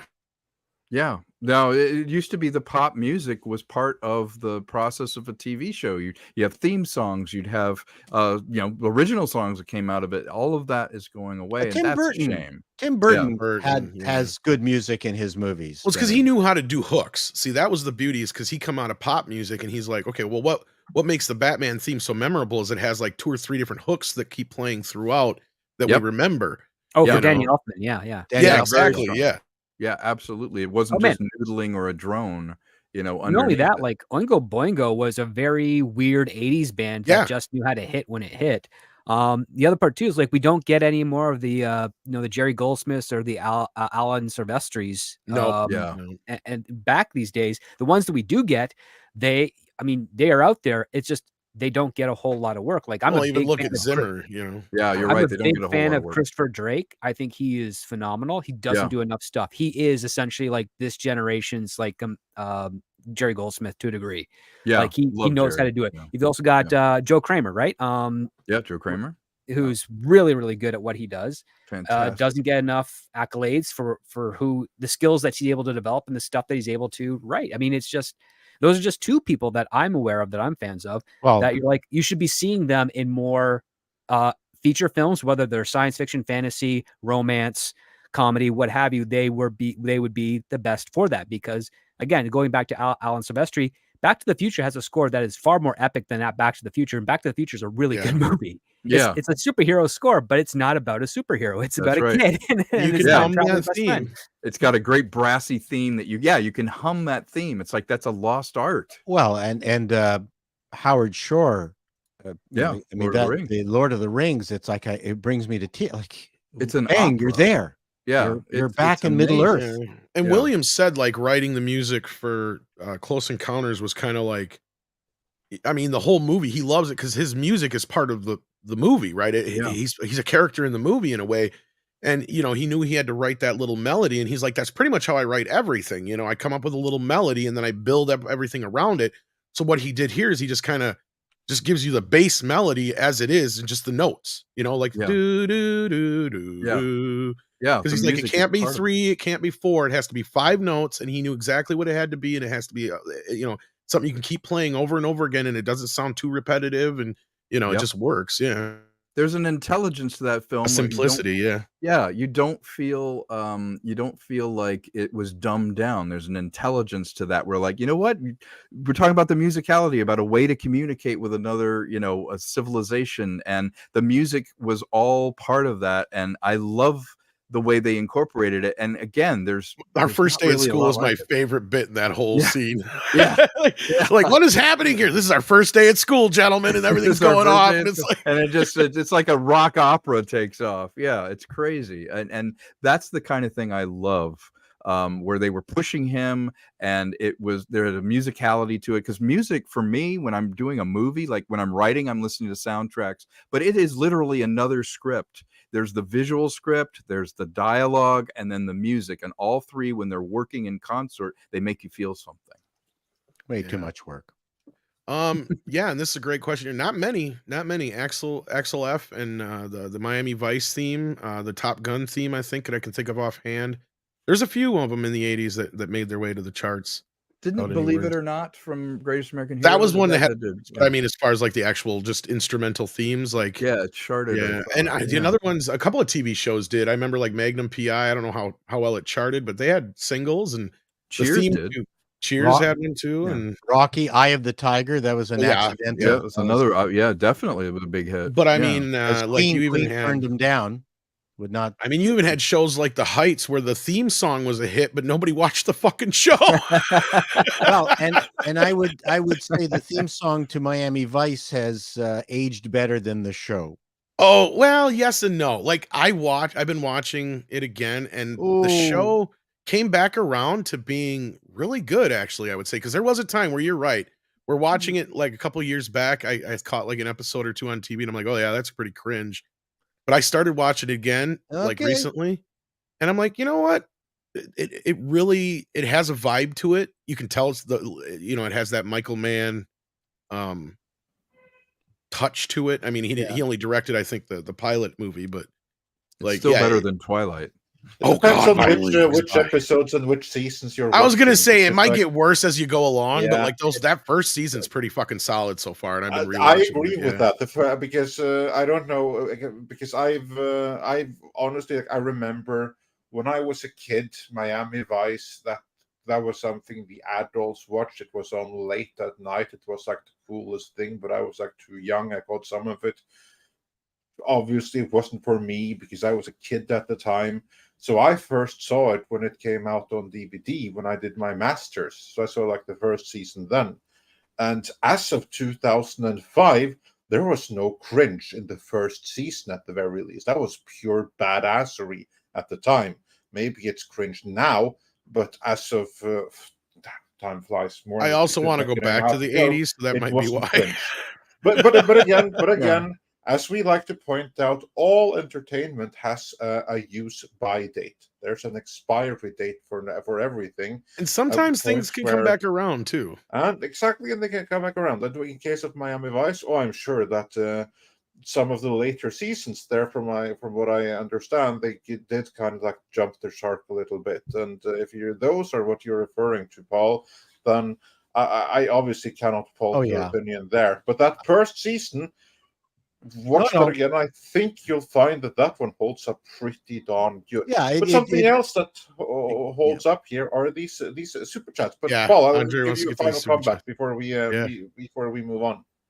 He has to get going too. Yeah. And before you we have a question for everyone here. If King Sing Sting says for $6 Canadian dollars 99. This one we certainly want your input on, Paul. If any of you were part of Disney's PR team, what steps would you take to salvage Snow White's box office? Wow. Put it to Disney Plus and forget about it. Yep. Oh, but that's not the mission. The mission is salvage the box Kind of office. like they did Pinocchio. Well, I mean, it yeah. doesn't hurt Disney at the box office because it wasn't there to damage them. Maybe do an interview with the guy who's the romantic lead and just let him like tear into. That's the assuming rest they of the actually thing. have a romance. Yeah. Yeah.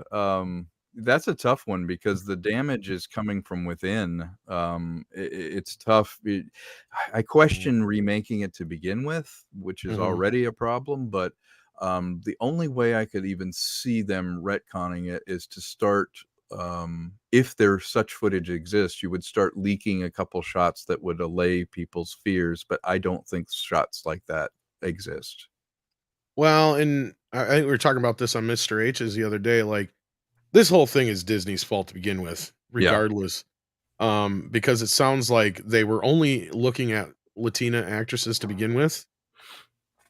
So the hypocrisy is showing now. And it's like, did you look at any other actresses besides black singers for The Little Mermaid? Did you look that's for not anybody other diverse. than Asian actresses, other than whatever for Mulan and so on down the road? Like, yeah. And I've been joking for a while now that they've kind of accidentally cornered themselves into making a more original story.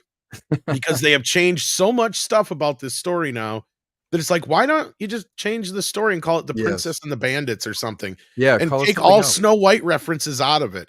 Or you can even call it a Snow White story, like that one Drew Barrymore movie was the Cinderella story, where her name wasn't even Cinderella in the movie. it was just a similar story or whatever it was. So like they could have do something like that instead, and I don't think it'd be treated the same way, I guess, at this point. But It's a great no, you're right. point. Snow White is the original, Disney classic, and I've gotten more and more to the point where lately I don't think they care as much as we think they care, because I'm with Andre now. I'm starting to think this is the kind of rhetoric they're pushing, that Disney themselves are starting to get to the point where they're like, you know what, a lot of this stuff is going to come up for public domain anyway. We can start, moving away from it, saying Walt Disney, we have an old white man problem and it's Walt Disney, and we need to change that. So I think they're going to try and change that whole image. And I think that's another reason why they didn't even bother trying to renew Mickey again either. So, Well, the problem is you have people that didn't come up with the idea of doing it again. And if you don't like what you're doing, if you're not a fan, if you're, if you're doing a science fiction show, you don't like science fiction. I thought you were going to break into the Jeff Goldblum speech from Jurassic Park there for a second, but it does work here too. Yeah, it does. It does. The problem is, at the end of the day, art should stand on its own, but it's also a time capsule of a snapshot of where you are. What I did with my movie, my feature, that I did last time, that was me at that moment, at that time, what I had to say. And when you meddle with it, nothing's finished, it's only abandoned. But let it finish, let it go, let Snow White exists, it's out there. If you throw out all the things and show you have a fundamental misunderstanding of what made that story, why she was interesting as a character, and what universal lessons are in it, don't try and make it again. Do something else. And the problem is they're thinking by tagging Snow White on there, it's a shorthand to get people to look at it, because they don't want to do the work to educate people to do an original story, an original fable. And that's the problem. Yeah. Paul, before you leave, any strong feelings on how to salvage Snow White's box office? Well, that's not the question. Well, that is the question. And my point was that no one's answered this question yet. So that's why I'm going to answer it. Go for it. So first of all, I had noticed very, very early on, and I mentioned it on this show, that people are coming after Rachel pretty hard. But I also noticed at the Disney 23 interview, or whatever, the first time this popped up, that Goldblum, that Gal Gadot was parroting exactly the same message, which talking points. Which made me think that this was being fed by the PR team. So there's two questions here. Number one is, I actually think that Rachel has been doing what the PR team told her to do, and maybe we're getting we're being a little rough on her.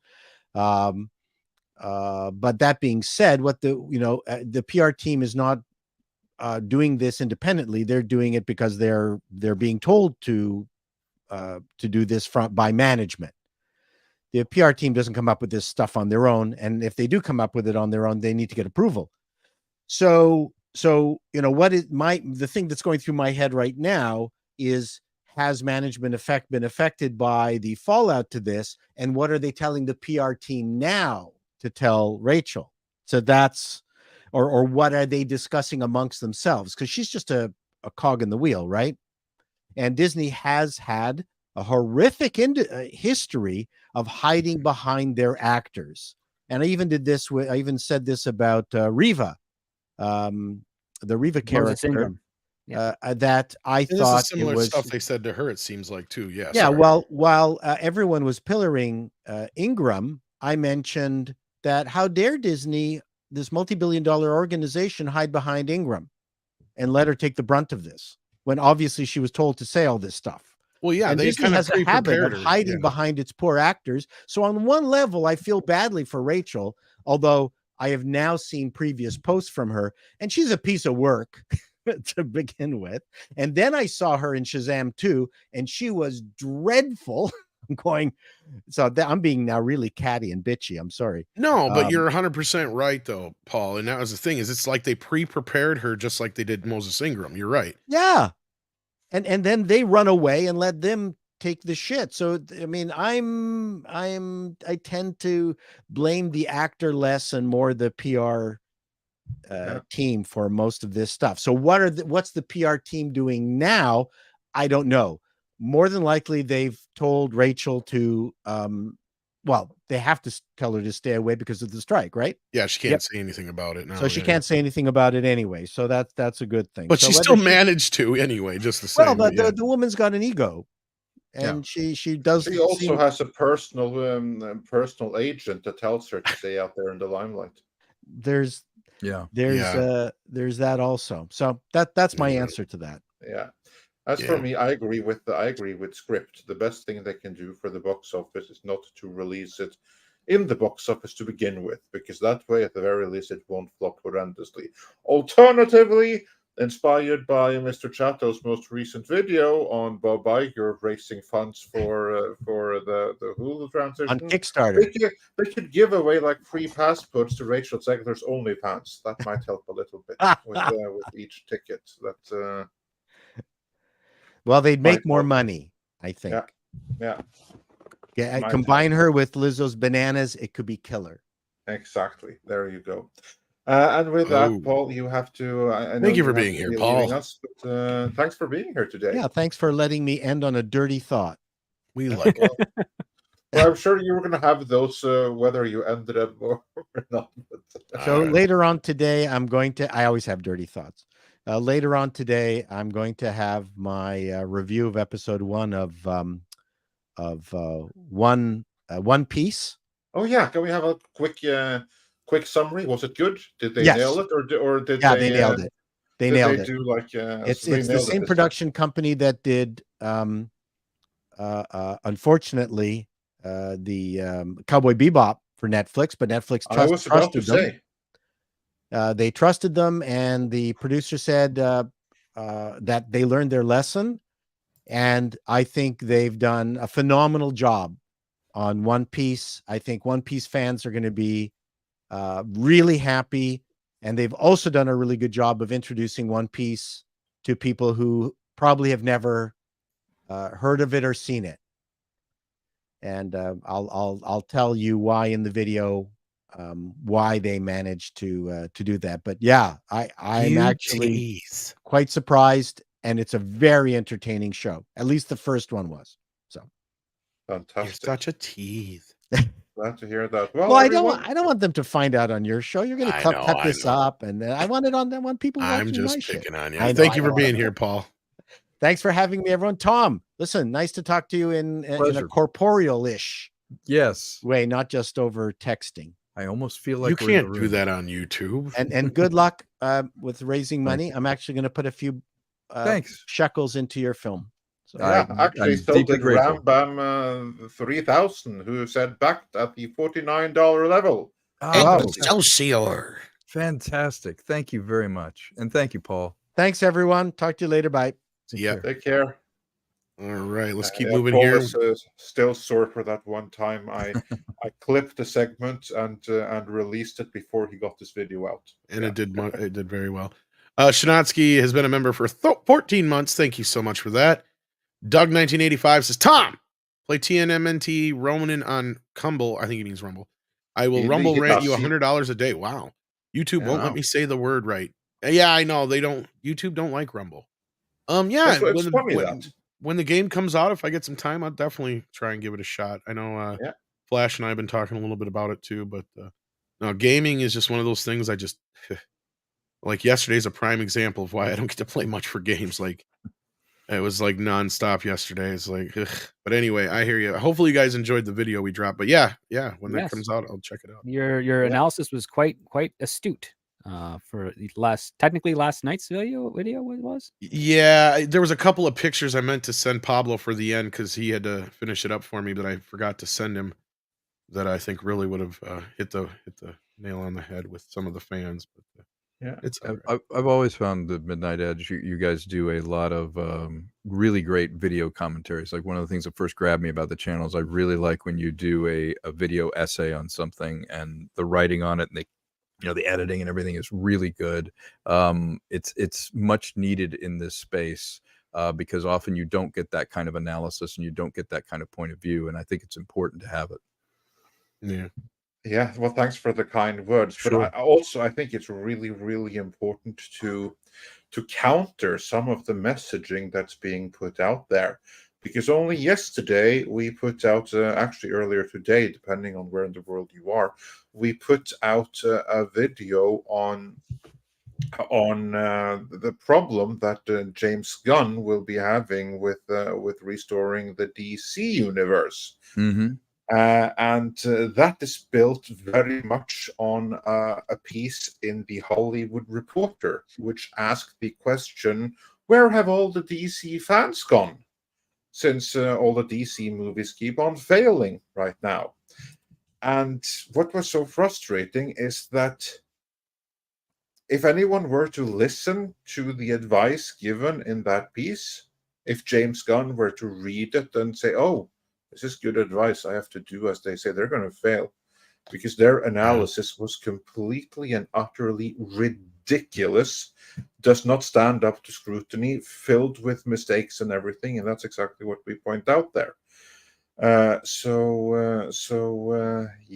that's kind of like, why would we get? Someone has to counter the narrative that is being put out there, and that narrative isn't always helpful. Like sometimes when the industry is, or when some very prominent big companies in the industry have screwed up entirely themselves, then the Hollywood press isn't always honest in their postmortems of what went wrong here. Yeah, there was a few things I wish we'd have got in the video though, like, but they were more so my jabs at Snyder fans.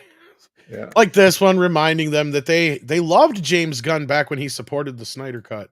But now all of a sudden he hates, supposedly, and then I wanted to get this one in there too, and I missed out.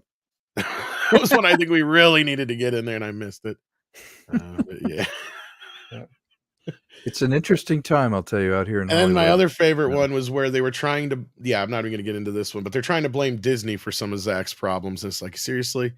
But speaking of Disney, we've got Master of Trek here says, Marvel has just dropped the entire season 1 of I Am Groot on YouTube. Season 2 comes out this week on D+. You know what?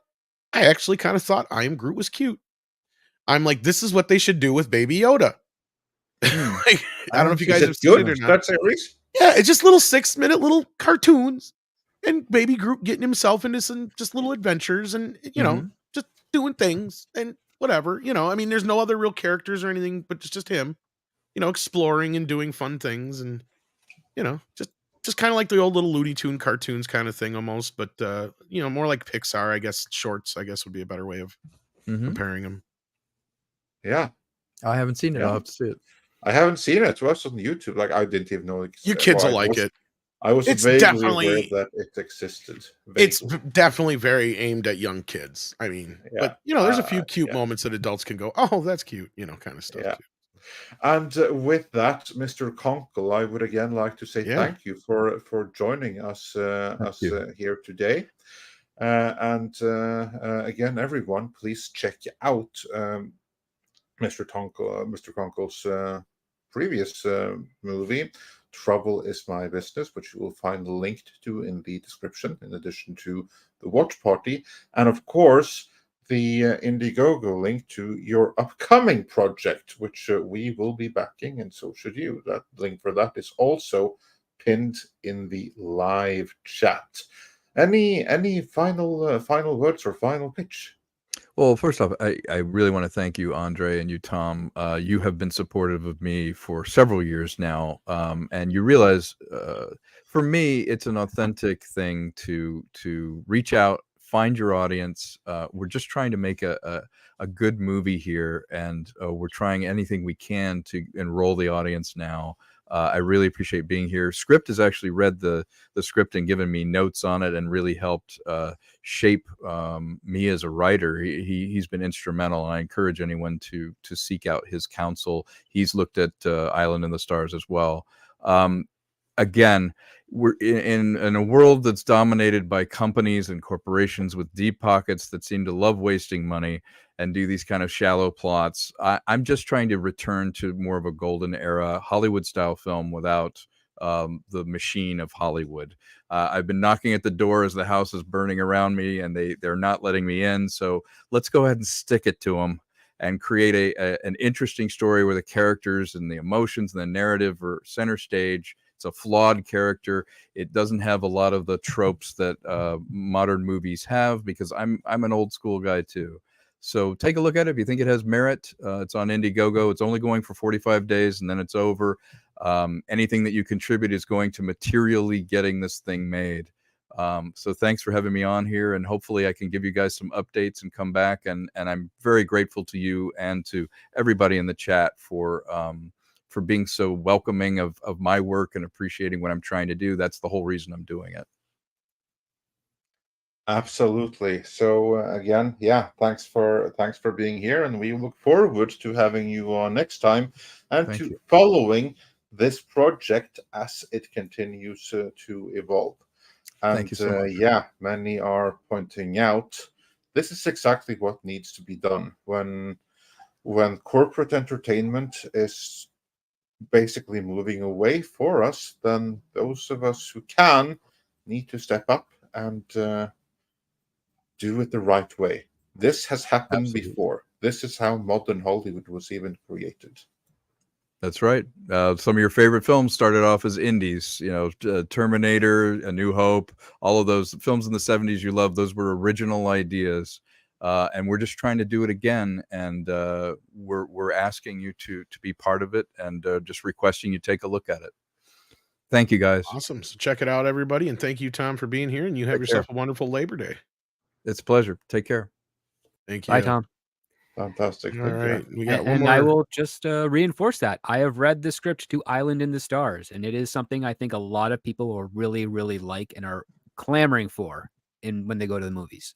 I just wrote a theme song for it. Island in the Star. That is what you are.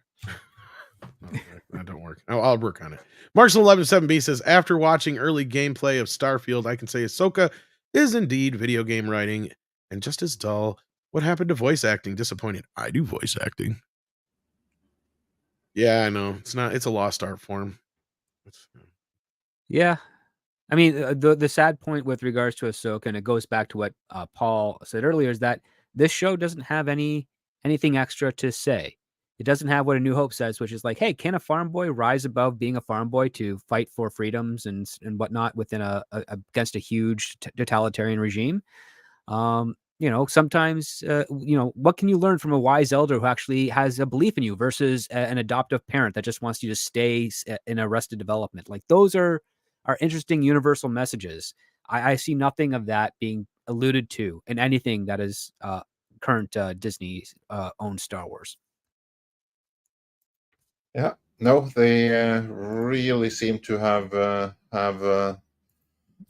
lost track of what made their properties appealing in the first place. That does appear lost on them, however tragic that may be.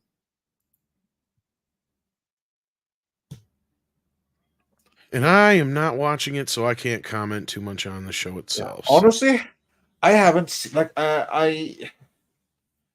I don't know that I'll be wasting my time on it. I don't see the point. I have not watched Clone Wars. I have not watched Rebels. I have them on Blu-ray, but I've never really watched them. It's because everything started going to hell before I even really got into them. And yeah, at this point, I have zero interest in watching Ahsoka. Like, there's nothing in it that I can see or I can think of that would want me to. And I would be so lost, and it's pointless. So, like, at the end of the day, it's like, why bother? Yeah. I mean, because here's like the thing, The Mandalorian, that made me interested in Star Wars again. Like, it really did. I'm a fan of The Mandalorian, but the Mandoverse is subverted now, which I'm very, very sorry about, because I enjoyed it greatly. But the moment that happened, I kind of fell out of everything in a way. The moment I heard how bad the book of Boba Fett was, I mean, I started watching it, but I never finished it. I did see all of Obi-Wan, although I kind of wish I hadn't.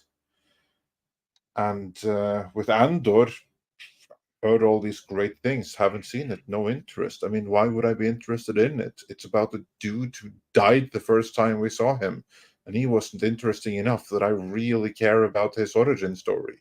Well, and that's the problem too, is like the Star Wars sequels and Obi-Wan were enough to damage my love for the franchise. I don't really watch them as much as I used to. I don't buy Star Wars stuff anymore. I don't remember the last time I bought something Star Wars. I've never even been that big of enough of a fan of the prequels to be like, oh, there's still 6 Star Wars movies. It's like, nah, I guess I'll watch them once in a while. But I used to watch them a couple times a year, as like almost like an event. Like, you had, the actual anniversaries and, other things that were going on and around that'd be like, oh, it's time to watch Star Wars. Like it was a thing, but now it's like, I avoid it like the plague. Yeah. But that's how I understand some of you Star Trek guys feel. But at least with Star Trek, I can separate. It's a little easier. That's exactly how I had it with Star Trek. Star Trek has been so bad the last few years that prior to Picard season 3, I couldn't even watch the old good stuff. I understand that, but yeah. I don't think I was the only one who felt that way, because what happened was that first, and this is something that we heard from, and we also saw like the numbers that originally the merchandise for all the original series and stuff that sold amazing. It was the merchandise for all of the reboot and Kurtzman Trek that didn't sell anything. But eventually, as the years went by, the original Trek stopped selling too, which I think is because many people felt like me. It hurt too much. They couldn't see it anymore. And what brought it back for me, allowed that separation again, was Picard season 3. Yeah, and I think they're doing the same exact thing to TMNT right now. Sure, they had that boost at the beginning of the year because they allowed all these merchandising from the classic series and films to be done. And then as soon as Mutant Mayhem rolled around, like people are trying to understand, how is it on digital already? I thought it did well. No, it didn't do well. It's going to lose money. The only reason it technically won't lose money is because they pre-sold this thing and pre-licensed it to shit. But like at the end of the day, I think that, and this is what I'm trying to tell people, Paramount is going to do to TMNT the same exact thing they did to Star Trek. They are going to destroy this franchise. This movie didn't even make like half of what the Bay films made. That's diminishing results. And I know some people are like, well, it was a cartoon. Yeah, but guess what? Not even 3 months ago, Spider-Verse overperformed at the box office. This should have been playing to the same audience, and it didn't. It even had the same animation style. And soundtrack and all that business, yep. Yeah. The funny thing with, I'll leave it for later. But yeah. Okay. It must be pretty bad if Andre won't say it loud enough. Well, the funny thing with the soundtrack was that you had like the original song by Four Non-Blondes. I forget the name of the song, but the one. What's Up? One popular song, yeah. And then they switched from the original song to the He-Man parody one. Yeah. Now that would work if you were doing a He-Man movie in this style, but like that's just it. And this wasn't even funny in any satirical way. That was my problem. I mean, you said it wasn't as bad as you thought it was going to be going into it, but I wouldn't have had that's my highest praise. Honestly, I wouldn't have had a problem like you were saying that yesterday, like you were expecting it to be a little bit more like the 80s series. I wish they had embraced that. I wished it had been like the Batman and Robin of the 80s TMNT series. Then I probably would have been like, you know what? It's funny, it's goofy, but it's its own thing. It's a cartoon. It's a parody of what Ninja Turtles was. No, this is Seth Rogen not understanding what Ninja Turtles is and literally doing what parents and adults thought Ninja Turtles was when it first came out. Basically where we got all this biker mice from Mars and all these ripoffs that didn't quite get what made Ninja Turtles, likable. And we had this great conversation with Razorfist Script Doctor and I this last weekend. 2 weeks ago, almost. 2 weeks ago, almost now on the movie. So check that out if you guys want to, the 1990 movie. And we really dive into all the reasons why that worked. And you can just kind of vicariously understand why the newer one didn't, at least in my opinion and some others. But anyway, that being said, we got one more super chat here from Valentine's Tube. How you doing, buddy? It says Ahsoka. Still haven't got a chance to read that yet. Sorry. Ahsoka trains Sabine, Obi-Wan, and Luke on Falcon. Hate it. Okay, so he's saying Ahsoka train is the equal to Obi-Wan and Luke. Ahsoka trains Sabine Yeah, identical yeah, the way that Luke is trained by Obi-Wan. I remember other people pointing that out with like the visor and the little droid and all that stuff. Yeah, little floaty droid or whatever. Yeah. Yeah, it's pretty. I mean, again, it's derivative. That's the thing. Filoni's not very clever with his writing. He's spending time in the sandbox, but he's not actually exploring anything. He's treating it like it's I got a bad feeling about this, or this is where the fun begins kind of moment, instead of. Oh yeah, he's doing what every fan who's made a fan film of Star Wars. Like, if you want to see a lot of Filoni-esque stuff, go to theforce.net. And that has a whole bunch of Star Wars fan films and other fan films as well, but mostly Star Wars fan films. And you will see quality on par, and some a little bit better than what Dave Filoni has been doing when it comes to Star Wars, his Clone Wars, his Rebels, his Ahsoka, etc. It's all there. Yeah, there you go. So the fans are clearly doing it better. Sadly, the fans are not the ones who hold the official license. So they're on par, actually. That's the sad part. Is that in some cases you're right, yeah. But yeah, with that, I think we're wrapped up, unless there was any more topics that you needed to touch upon, Andre. We are all good to sign out, so I can continue writing the next videos, because that's where the topics are going to be. So with that, I want to say thanks to Script for being here all day, and for helping out with our good friend Tom Konkle with the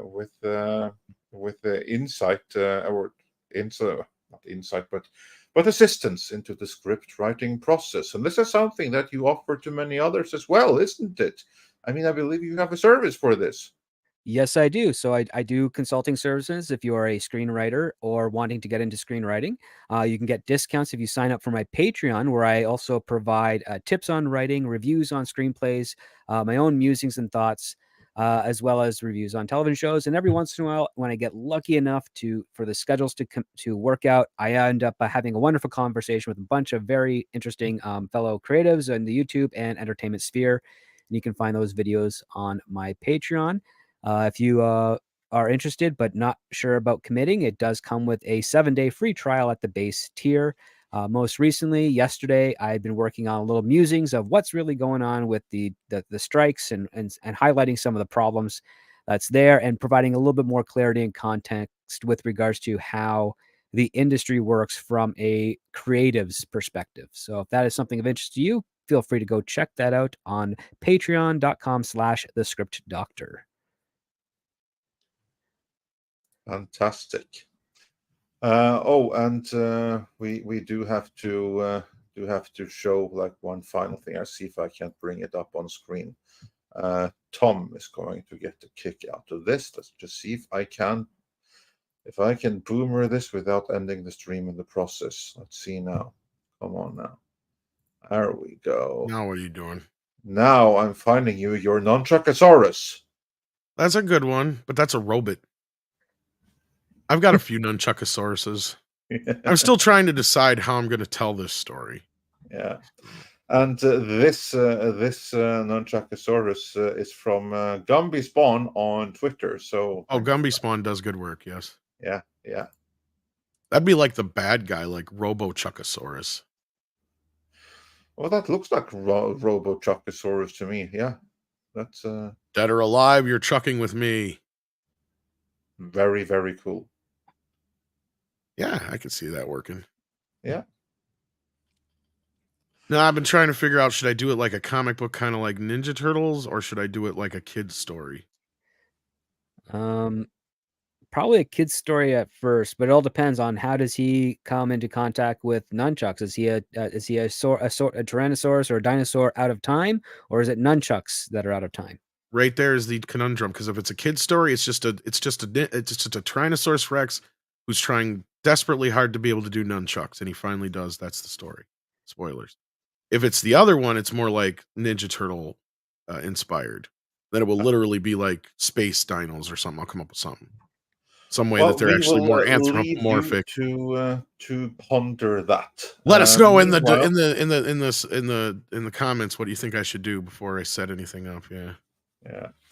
Meanwhile, we have some other animals to worry with, although those animals Speaking of animals, worry about getting wet in the rain. Nina is live right now, actually. Speaking of animals. So after the show. Yeah. Head on over to Nina and say Midnight Said sent you. Yes, indeed. I might even hop in there and say hi. But you were about to say, Andre? Yes. Speaking of animals, we of course we have to set the stage for the little Australian. What's the name of those? Like not koalas? Turtles. Yeah. Well, the class of animal they are. Oh, they're a marsupial. Marsupial. That's the one I meant. Yeah. Marsupial. Last I checked, anyway. Yeah, I knew it was something silly like that, but yeah. Yes. So, everyone, thanks for joining us here today. Be sure to smash that like on the way out the door. Check back for videos to be dropped this weekend. And with that, it is time for some koalas in the rain. Go say hi to Nina. Koalas in the rain. Koalas in the rain. No fucks given. Koala, koala. Koalas in the rain. Koalas in the rain. No fucks given.